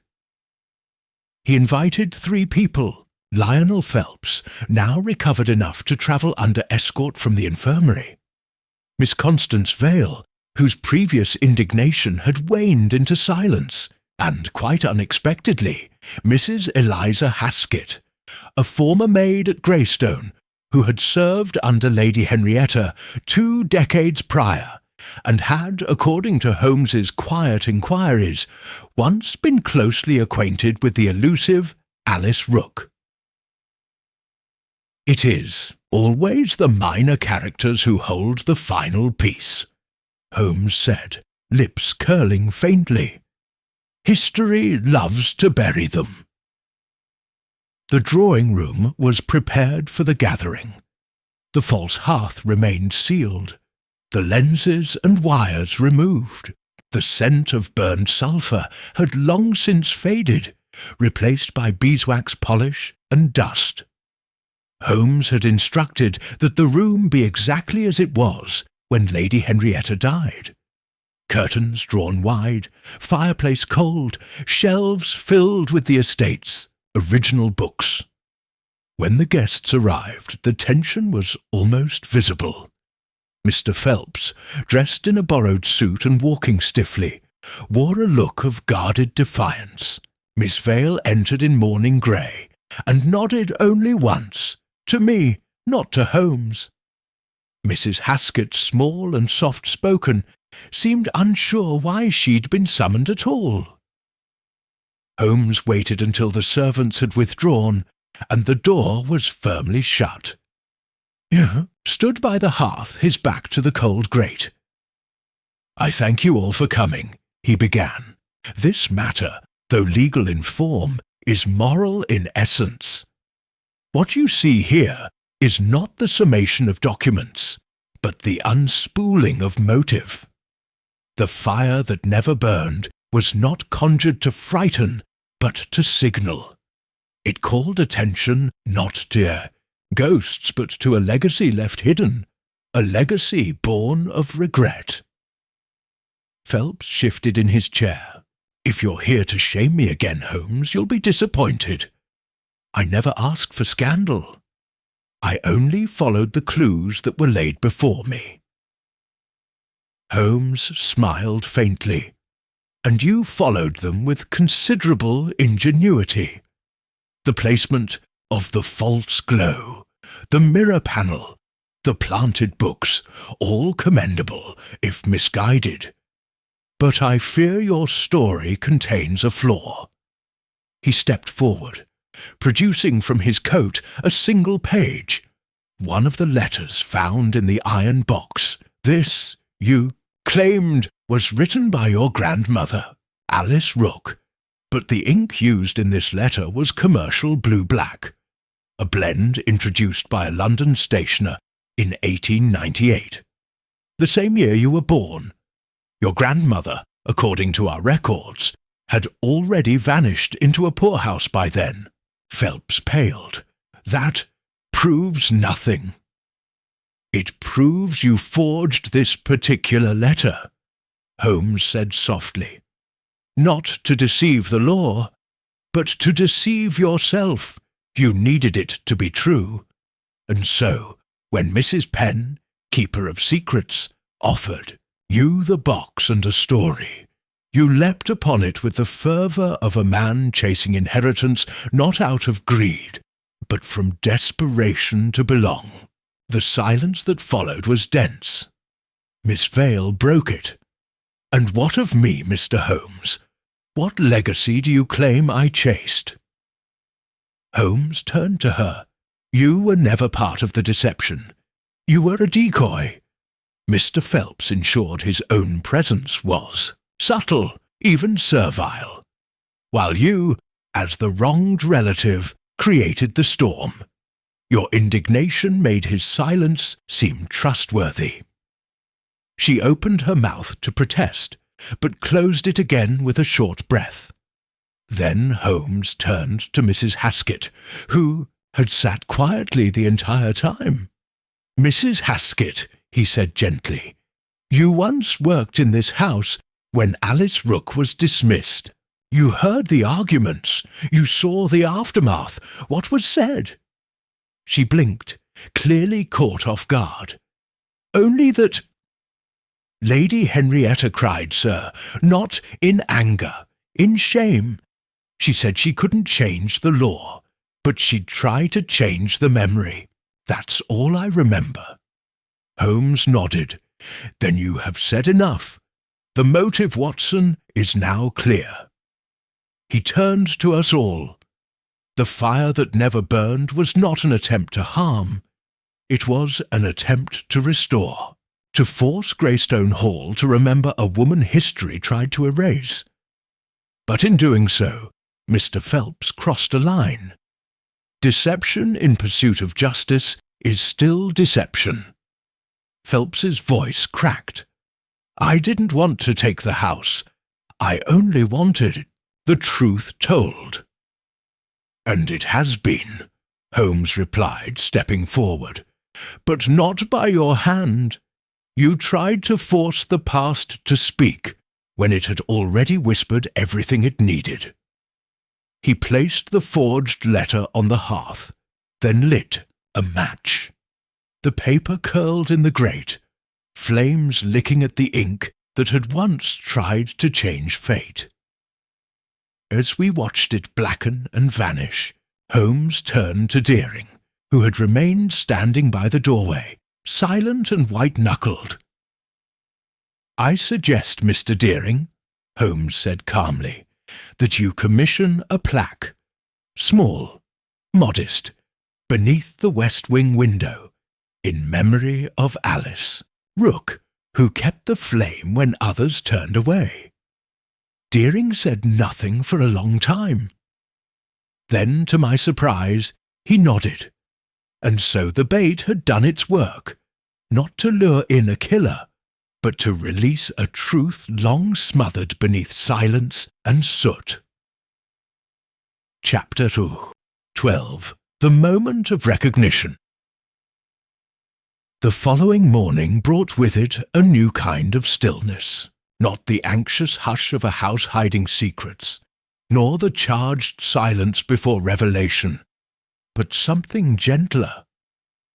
The halls of Greystone Hall, so long shrouded in shadow and misdirection, now seemed merely old, worn by time, not haunted by it. Holmes, stood by the window of the West Wing drawing-room, his silhouette bathed in pale light.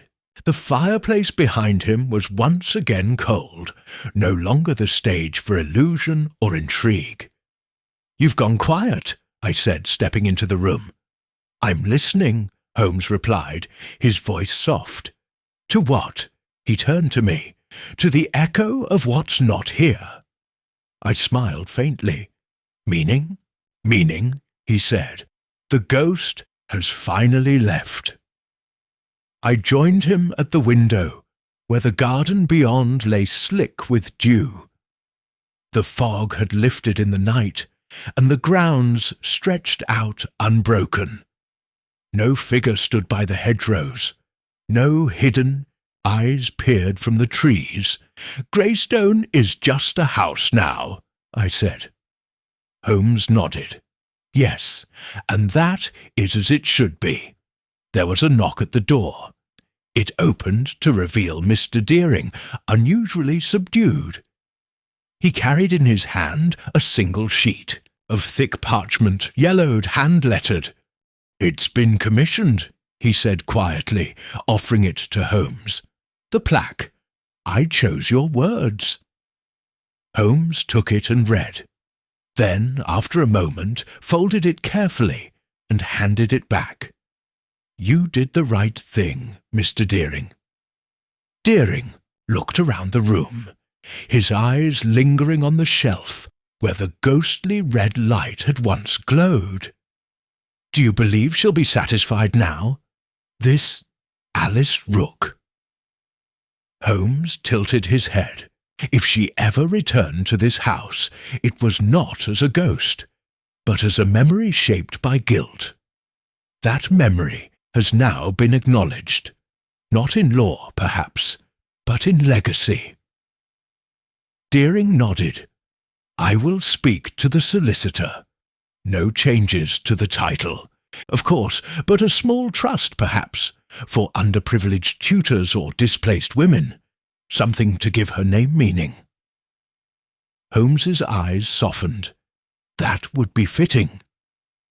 After Deering left us, Holmes resumed his pacing, but there was something looser in his step, something almost reflective. "I have seen many crimes," he said, "murders cloaked in cunning, thefts orchestrated with surgical precision. But this was something else. A man, a housekeeper, and a dead woman's story, all conspiring not to harm, but to be heard." I nodded, and yet it nearly consumed them. Holmes turned toward the fireplace. "Because memory, when wielded like a weapon, can do more than haunt.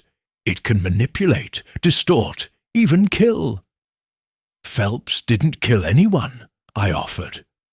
"No," Holmes agreed, "but he came close to destroying himself. And if we had not uncovered the truth, Greystone Hall would have passed into new hands under a cloud of bitterness and confusion. It is the nature of secrets, Watson. They fester until they burn." He stepped toward the bookcase and retrieved one of the hollow volumes, the ones Phelps had planted. He opened it and revealed, neatly tucked inside, a final page that had gone unnoticed. Holmes frowned, reading, then handed it to me. It was not a forgery, nor was it recent. The paper bore the markings of genuine age, and the ink had faded into sepia tones. "Dearest Henrietta, if I am to leave, let me leave with dignity. I do not wish for scandal nor restitution. I only ask that should anyone remember me, they do so kindly. If the house remains yours, let it remain a place of care, not conflict. I loved you more than I ever said aloud." A.R. I looked up, startled. She never wanted to claim the house. "No," Holmes said. "The true Alice Rook had accepted her fate. The ghost we hunted was not hers, but one conjured by those left behind. who misunderstood her final wishes and tried to right a wrong she herself had forgiven. I folded the letter reverently. Then this was never about justice. It was about misremembering. Holmes's smile was faint, wistful. How often that is the case. As we packed our cases that afternoon, Mrs. Haskett approached us in the corridor. She held a small parcel wrapped in muslin. "I found this among the old storeroom items," she said. "It belonged to Alice.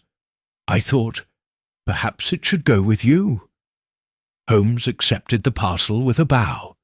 He waited until she had gone before unwrapping it. Inside was a child's slate board, the wood frame worn smooth, the writing surface scratched from years of use. On its back was carved in clumsy, careful strokes, "Speak gently." Holmes looked at it for a long while. Then he slipped it into his satchel. As we boarded the train back to London, the landscape rolled by in a blur of green and grey, sunbeams breaking through the clouds like sudden revelations. "You know," I said, "this may be one of the few cases we've solved without a criminal." Holmes didn't look away from the window. "Oh, there was a crime," he murmured. "Only it happened long ago, and those who committed it are already buried. We merely solved the echo."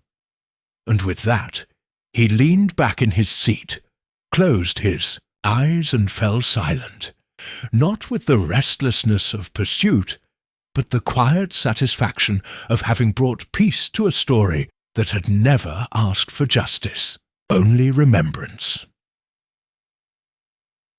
Chapter 13. The Final Attempt to Escape. Though Holmes and I had returned to London, the echoes of Greystone Hall trailed after us like the lingering scent of old smoke. Our case appeared closed, yet even as we settled back into the familiar rhythms of Baker Street, the rustling of newspapers, the whistle of the kettle, the occasional rattle of a hansom cab below, Holmes remained oddly unsettled. 3 days passed. Then came the telegram. Delivered by a boy in a raincoat, it arrived just after breakfast. Holmes read it once, silently, then passed it to me without a word. From Inspector Lestrade, location, Surrey Constabulary. Message: Phelps gone. Escaped during transfer to local hearing. Suspect assisted.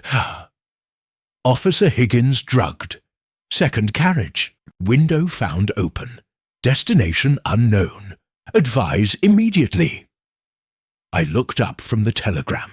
Escaped? How? And why now? Holmes stood, already reaching for his coat. Because, Watson, in his mind, the story isn't finished. He believes he still has a right to Greystone, or at least to the memory of it.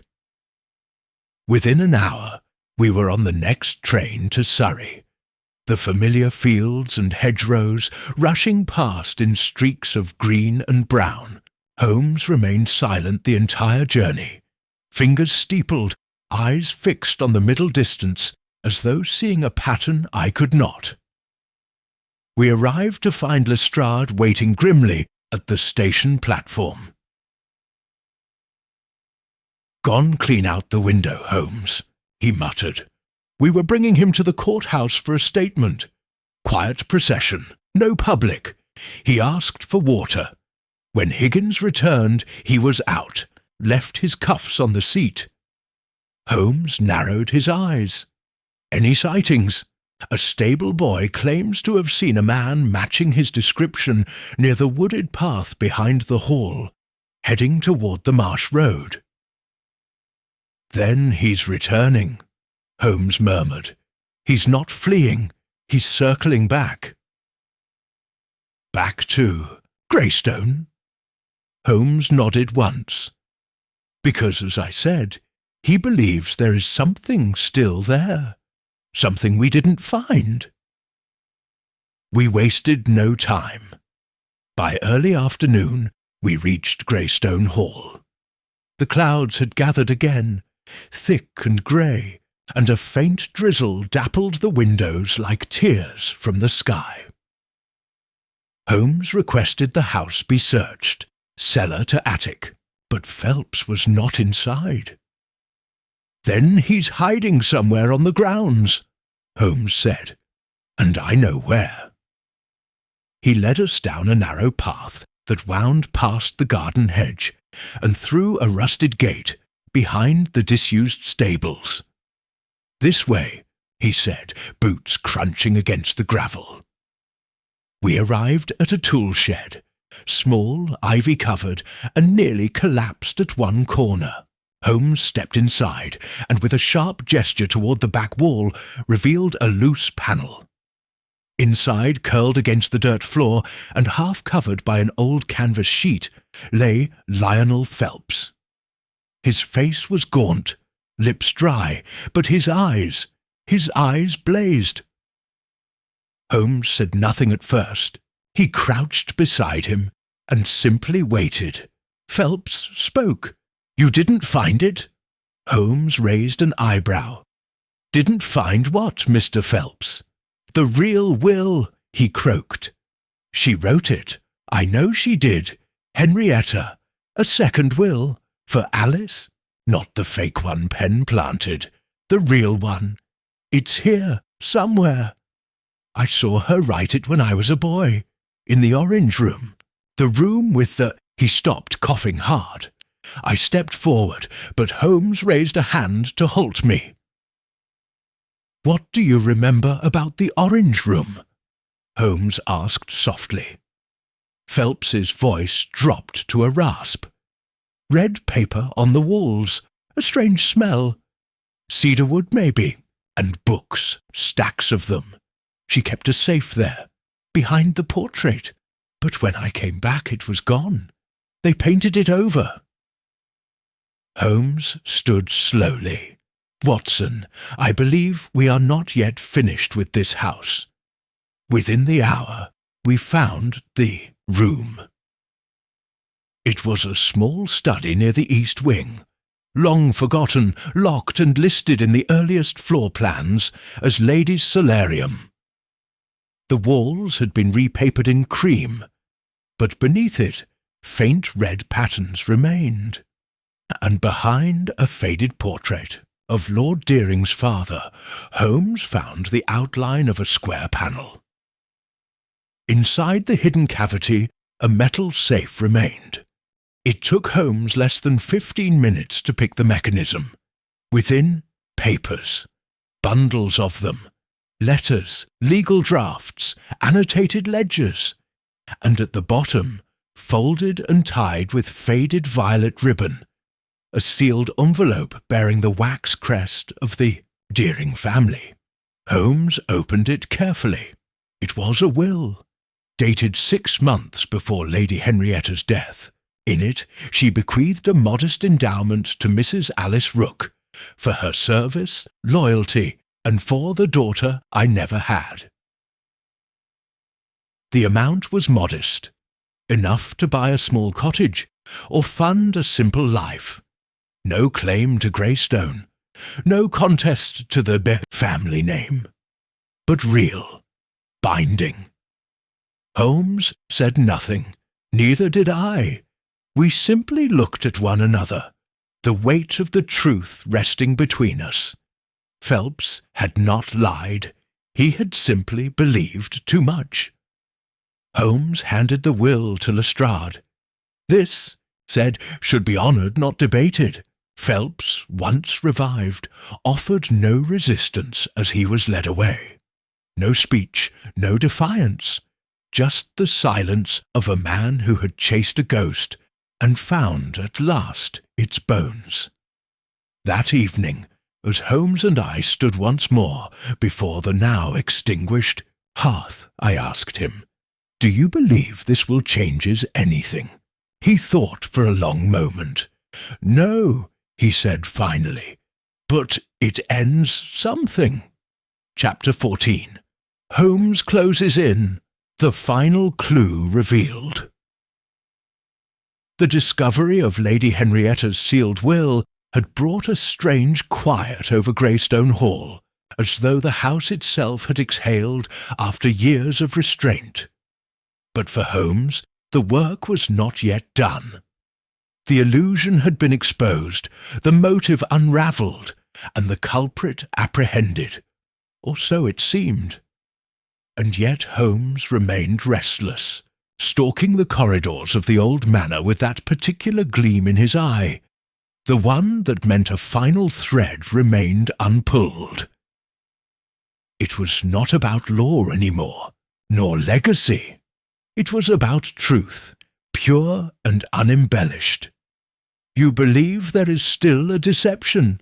I asked that morning as we prepared to return to London. Holmes, packing slowly, replied without looking up. "There is still a design I do not fully understand. The ghostly fire, the planted letters, the projection tricks, they were clever, yes.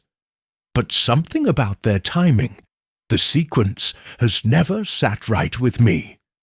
He turned toward the fireplace, the same cold grate that had once glowed red with artificial flame. "Watson, answer me honestly. Why begin the illusion after the sale was already under discussion? Why wait until Greystone was nearly out of reach to raise the ghost?" "To delay the sale," I offered. "To create fear. Discredit Deering, perhaps." "Yes," Holmes said.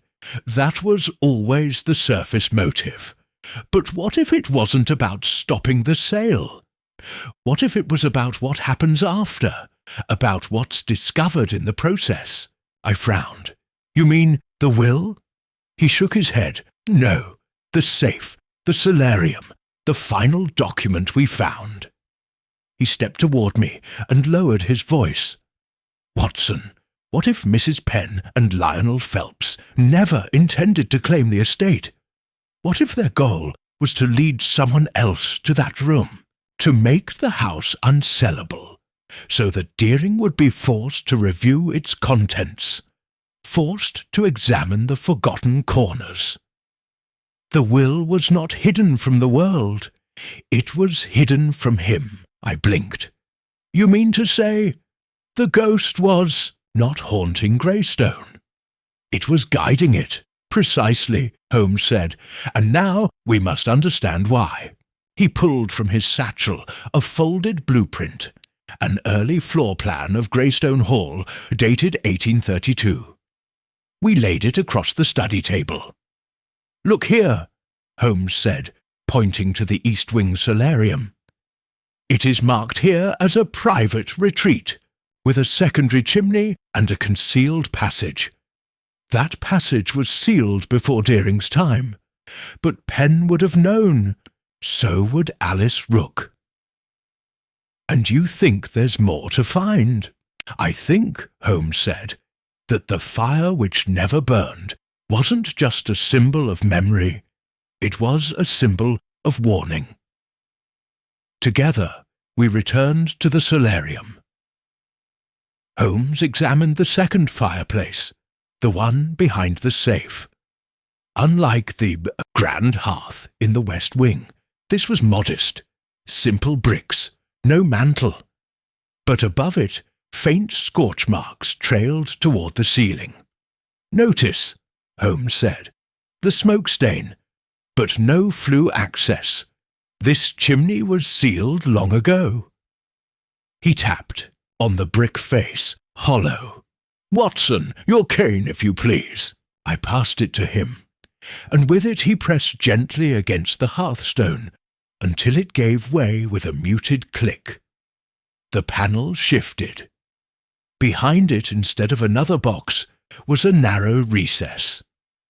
Inside, wrapped in aged oilcloth and bound with twine, lay a small blackened ledger.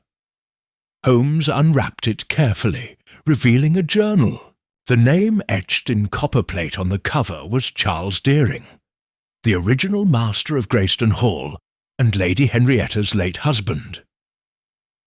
Holmes opened it. Across the first page, "These are my dealings.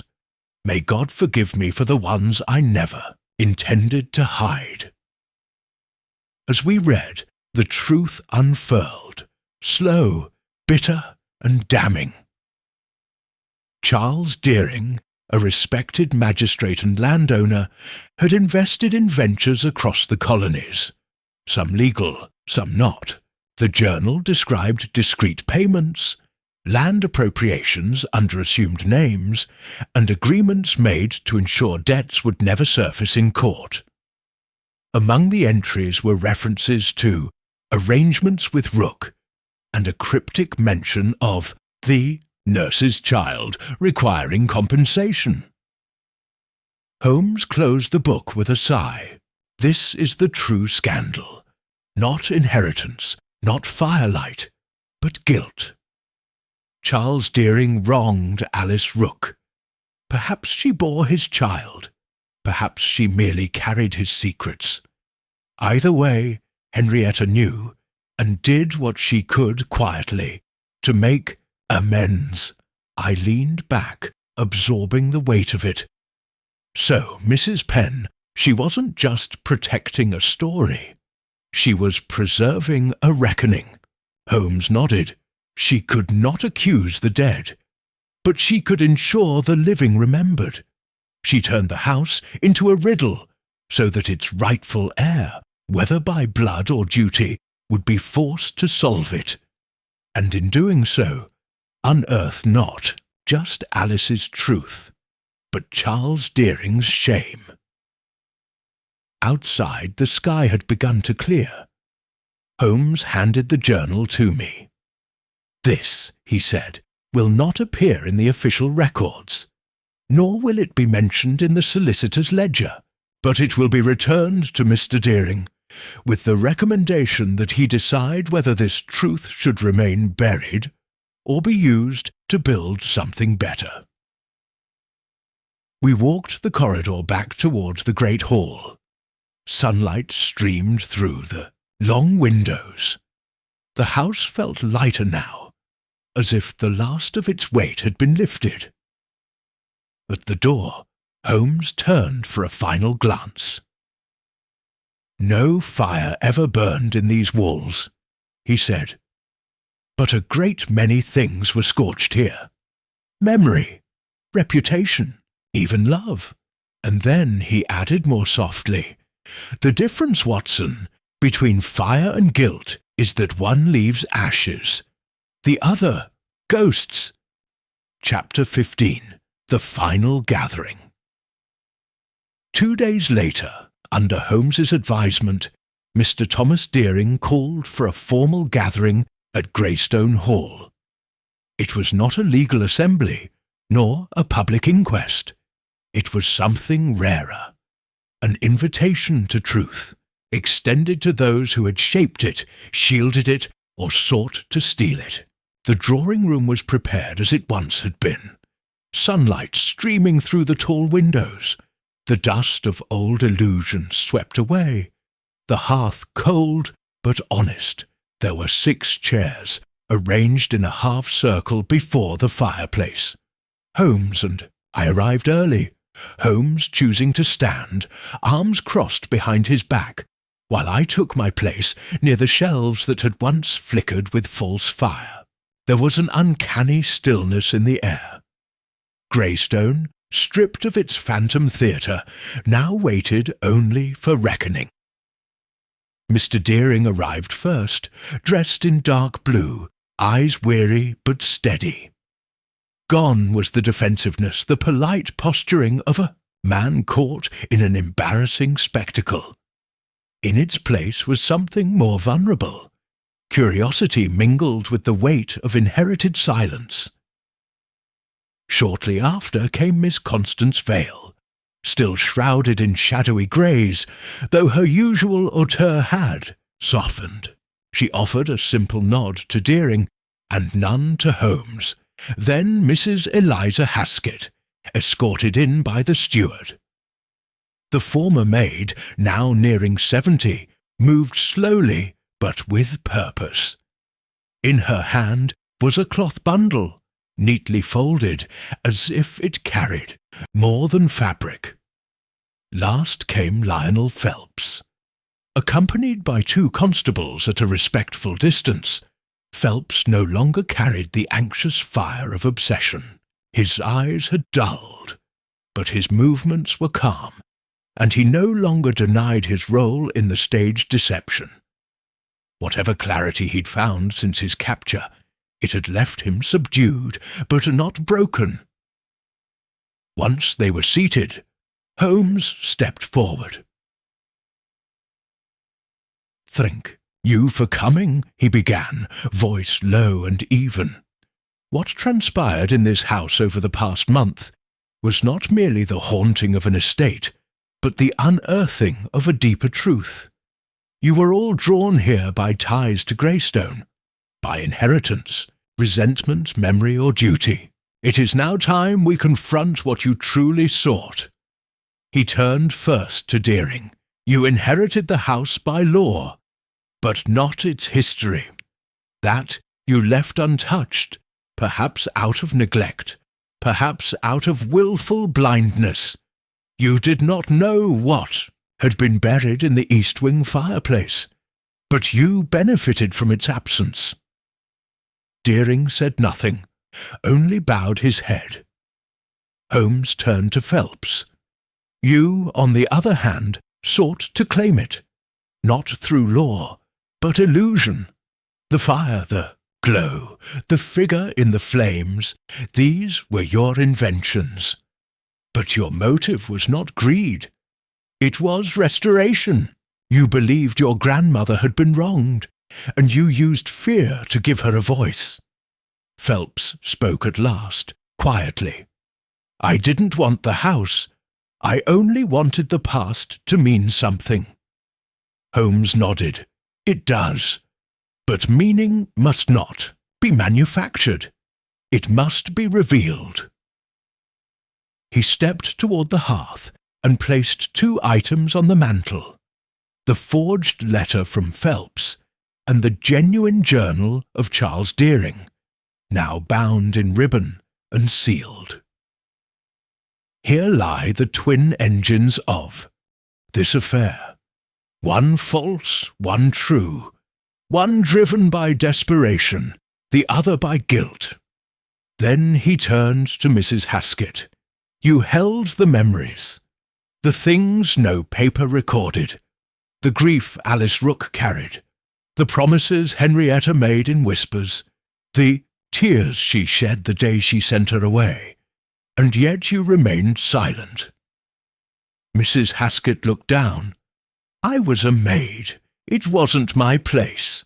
No, Holmes said gently, but in the absence of those in power, it became your place, Holmes. Then looked to Miss Vale. And you, angry, proud, left out of the will. You served as a decoy, though you never knew it. Phelps used your outrage as a distraction, and yet you were never interested in the house. You only wanted a reckoning. I still do, she said coolly. Holmes nodded. Then today you'll have it. He turned once more to Deering and placed before him the journal of his grandfather. This is not a legal document, Holmes said. It changes nothing in court, but it changes everything in memory. It proves Charles Deering wronged a woman, and Lady Henrietta tried to make amends, quietly, imperfectly, but earnestly. He stepped back. The question now is what you choose to do with it. The room fell into a profound stillness. The fireless grate seemed heavier than ever, as though its cold stones had finally remembered every whispered confession spoken near them. Deering slowly opened the journal.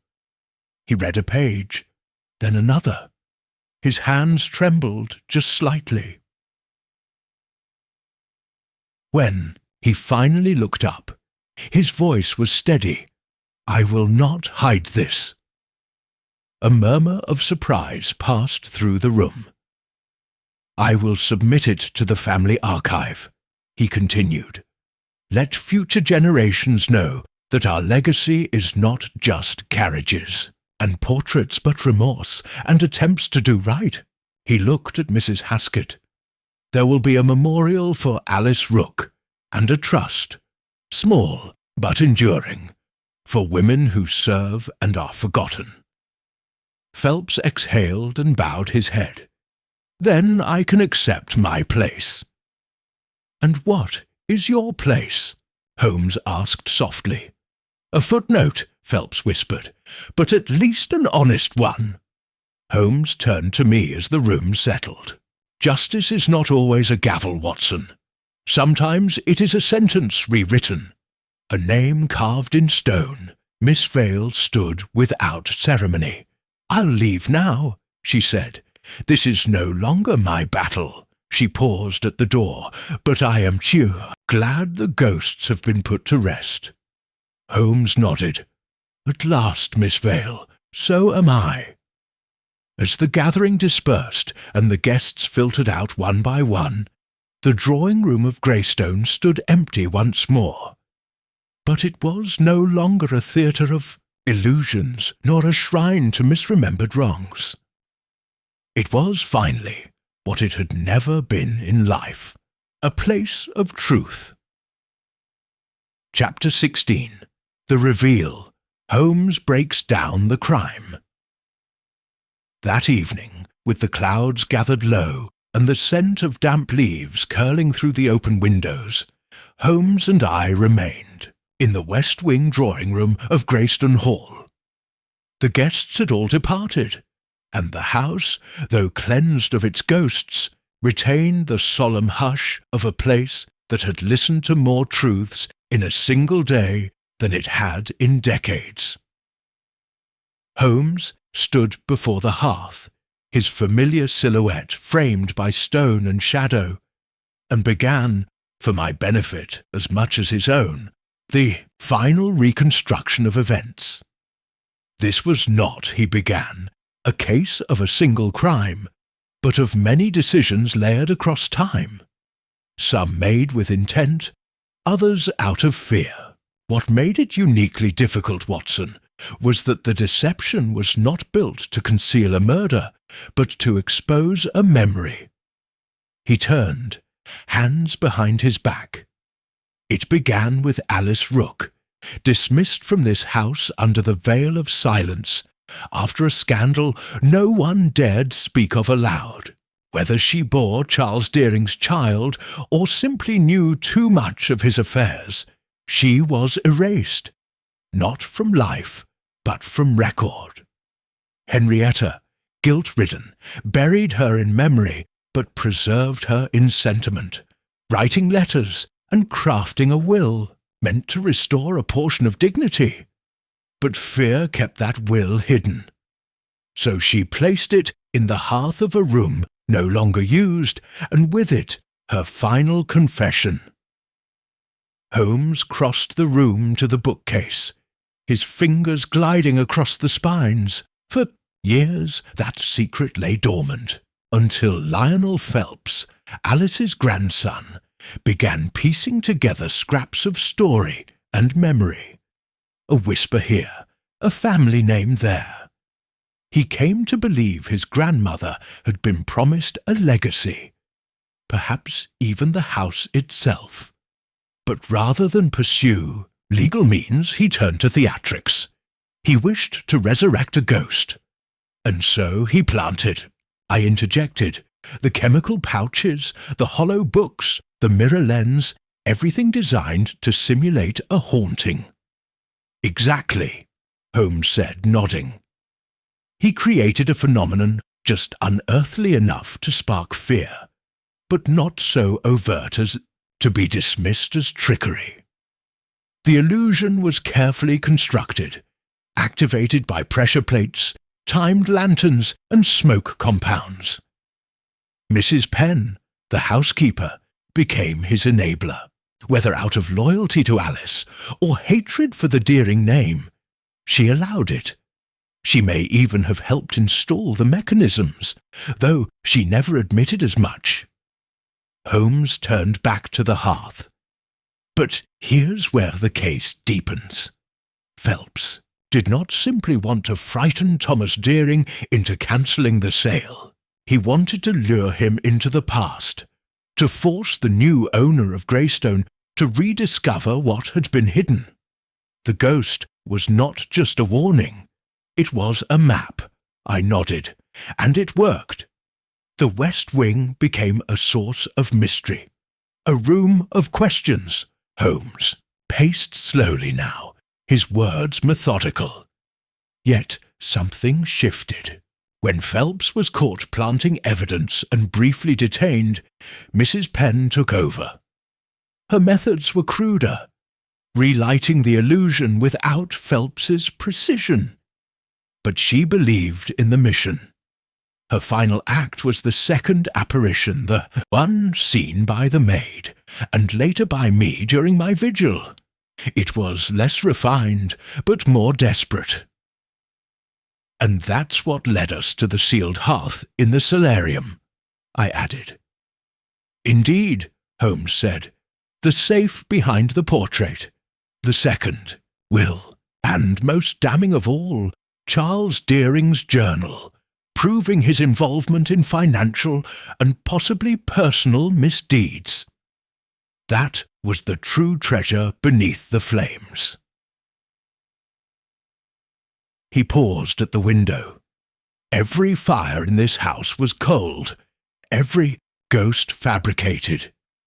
Yet the emotional truth behind them, the need for recognition, the burden of old wrongs, was very real.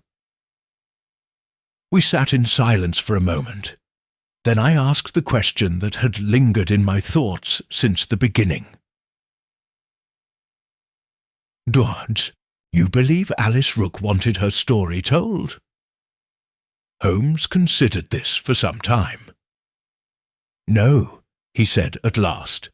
I believe she wanted peace, but those who loved her, or believed they did, could not accept her silence.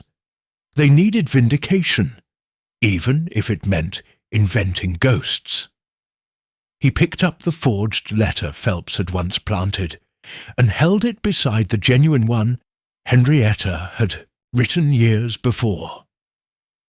This is the difference, Watson, between justice and obsession.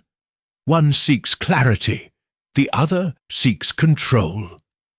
I watched as he placed both letters into the fire grate. They would not be burned, but he treated them as artifacts of a case now concluded, symbols of dual truths at war with one another. And Deering, I asked, do you think he will follow through with the memorial, the trust? I do, Holmes said, not out of guilt, but out of duty, the kind that grows heavier when the air clears. We rose together and left the drawing room. The halls of Greystone were quiet, but not hollow. The house no longer felt abandoned. It felt resolved. As we passed the solarium, I saw it had been reopened. The portrait remained off the wall. The safe, now empty, was exposed. What will happen to the house? I asked. Holmes gave a slight smile.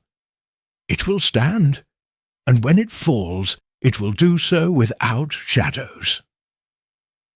Outside, the rain had returned in a gentle mist. The cab was waiting for us at the gate. Holmes turned for one last look at the manor. No more fires, Watson, he said softly, and no more ghosts. Chapter 17. Outcome and Justice.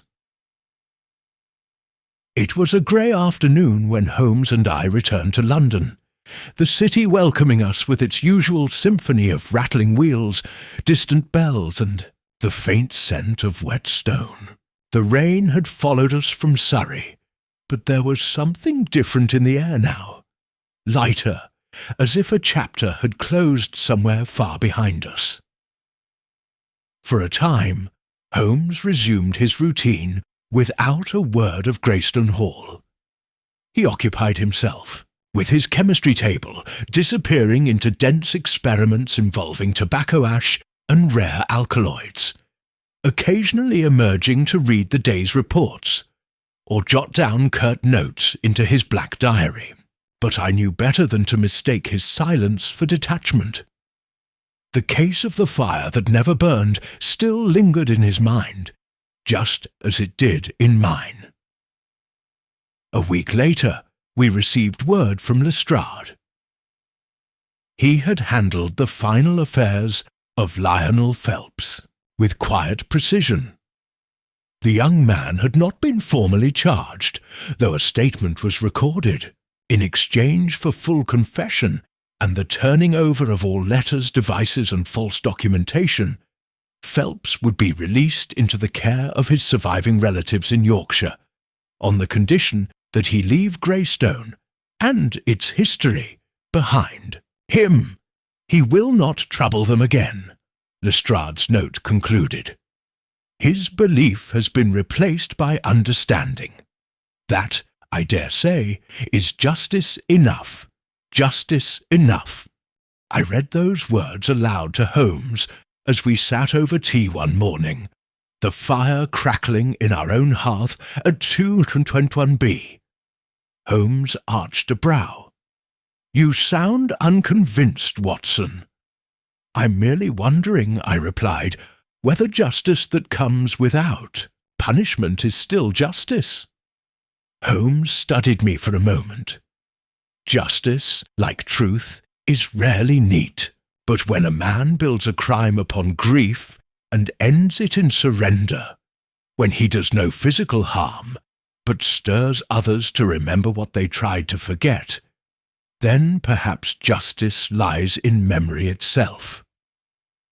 I took a long sip of tea. "And Mrs. Penn?" "Has resigned her post," Holmes said. "She sent a letter to Deering through Lestrade, brief. She thanked him for not pressing charges, then disappeared, perhaps to the coast, perhaps to the past." He added after a beat, "She was the true architect. You know," I nodded. "The keeper of flame." "Exactly," Holmes murmured. I thought again of Greystone Hall, of the window in the west wing, the red glow that had danced in its panes, the hollow books, the quiet figure who had stood unseen behind the illusions, and of Alice Rooke, the woman whose absence had haunted so many, though she had never asked to be remembered. "What of the trust?" I asked. "Established," Holmes said. Deering followed through.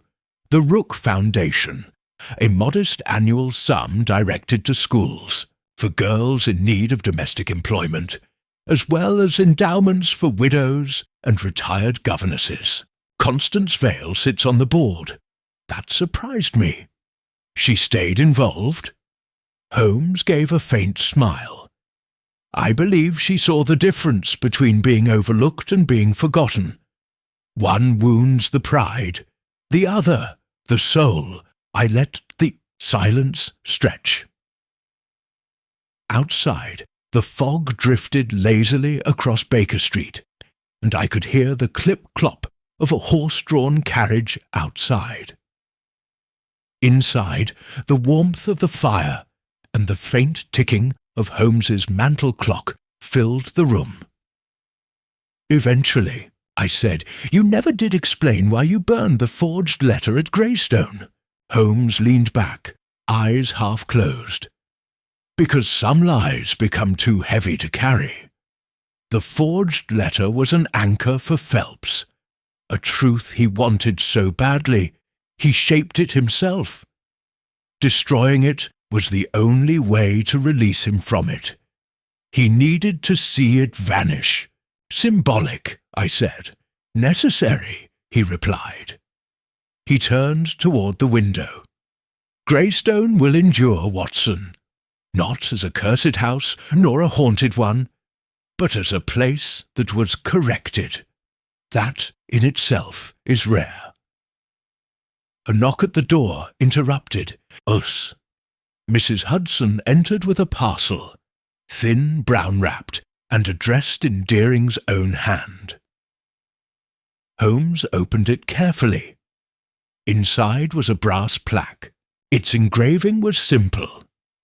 In memory of Alice Rook, who kept the flame when others turned away. Below it, a letter.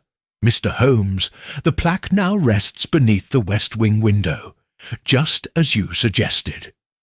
We unveiled it privately. No speeches, no ceremony, but I believe she would have preferred it that way. The house feels different now. Not lighter exactly, but clearer. And I believe I finally understand what it means to be a steward of memory, not just property. With respect, T. Deering Holmes folded the letter neatly and slid it into the drawer beside his chair. He did not speak for several minutes. And then, softly, "Ghosts are curious things, Watson. We often imagine them as angry, wandering, tormented. But sometimes they simply want to be known. Once they are, they vanish. Not with a scream, but with a sigh. And with that, he returned to his armchair, reached for his violin, and let a single mournful note fill the room. Low, resonant, and full of quiet release. It was not a song for sorrow, it was a song for memory, and in it the final justice of Greystone Hall found its echo. Chapter 18. Holmes's Final Reflection. It was some weeks later, as winter approached and a pale frost traced the edges of the Baker Street windows, that Holmes and I sat once more in the warmth of our familiar sitting-room. The fire crackled gently in the hearth, this one real and untroubled by illusion, and Holmes reclined in his armchair with a slim volume in hand, Montaigne's Essays, bookmarked and heavily annotated. Though we had moved on to other inquiries, some trivial, some grim, the affair of Greystone Hall lingered with me like a story half-finished.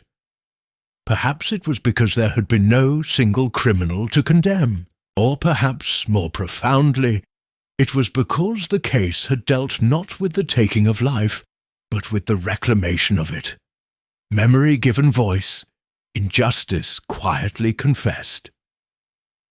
Holmes, as ever, sensed my thoughts without needing to hear them.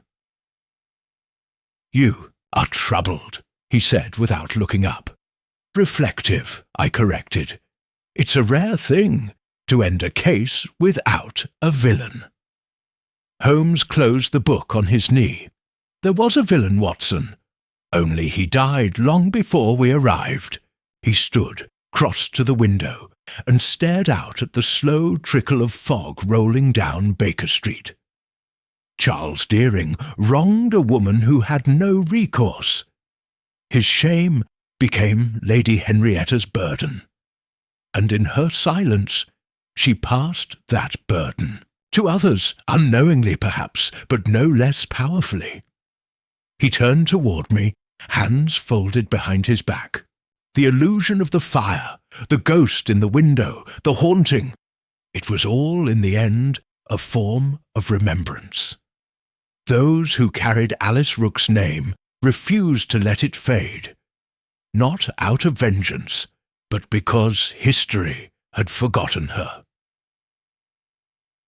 Nodded, and in remembering her, they revealed truths even they didn't expect.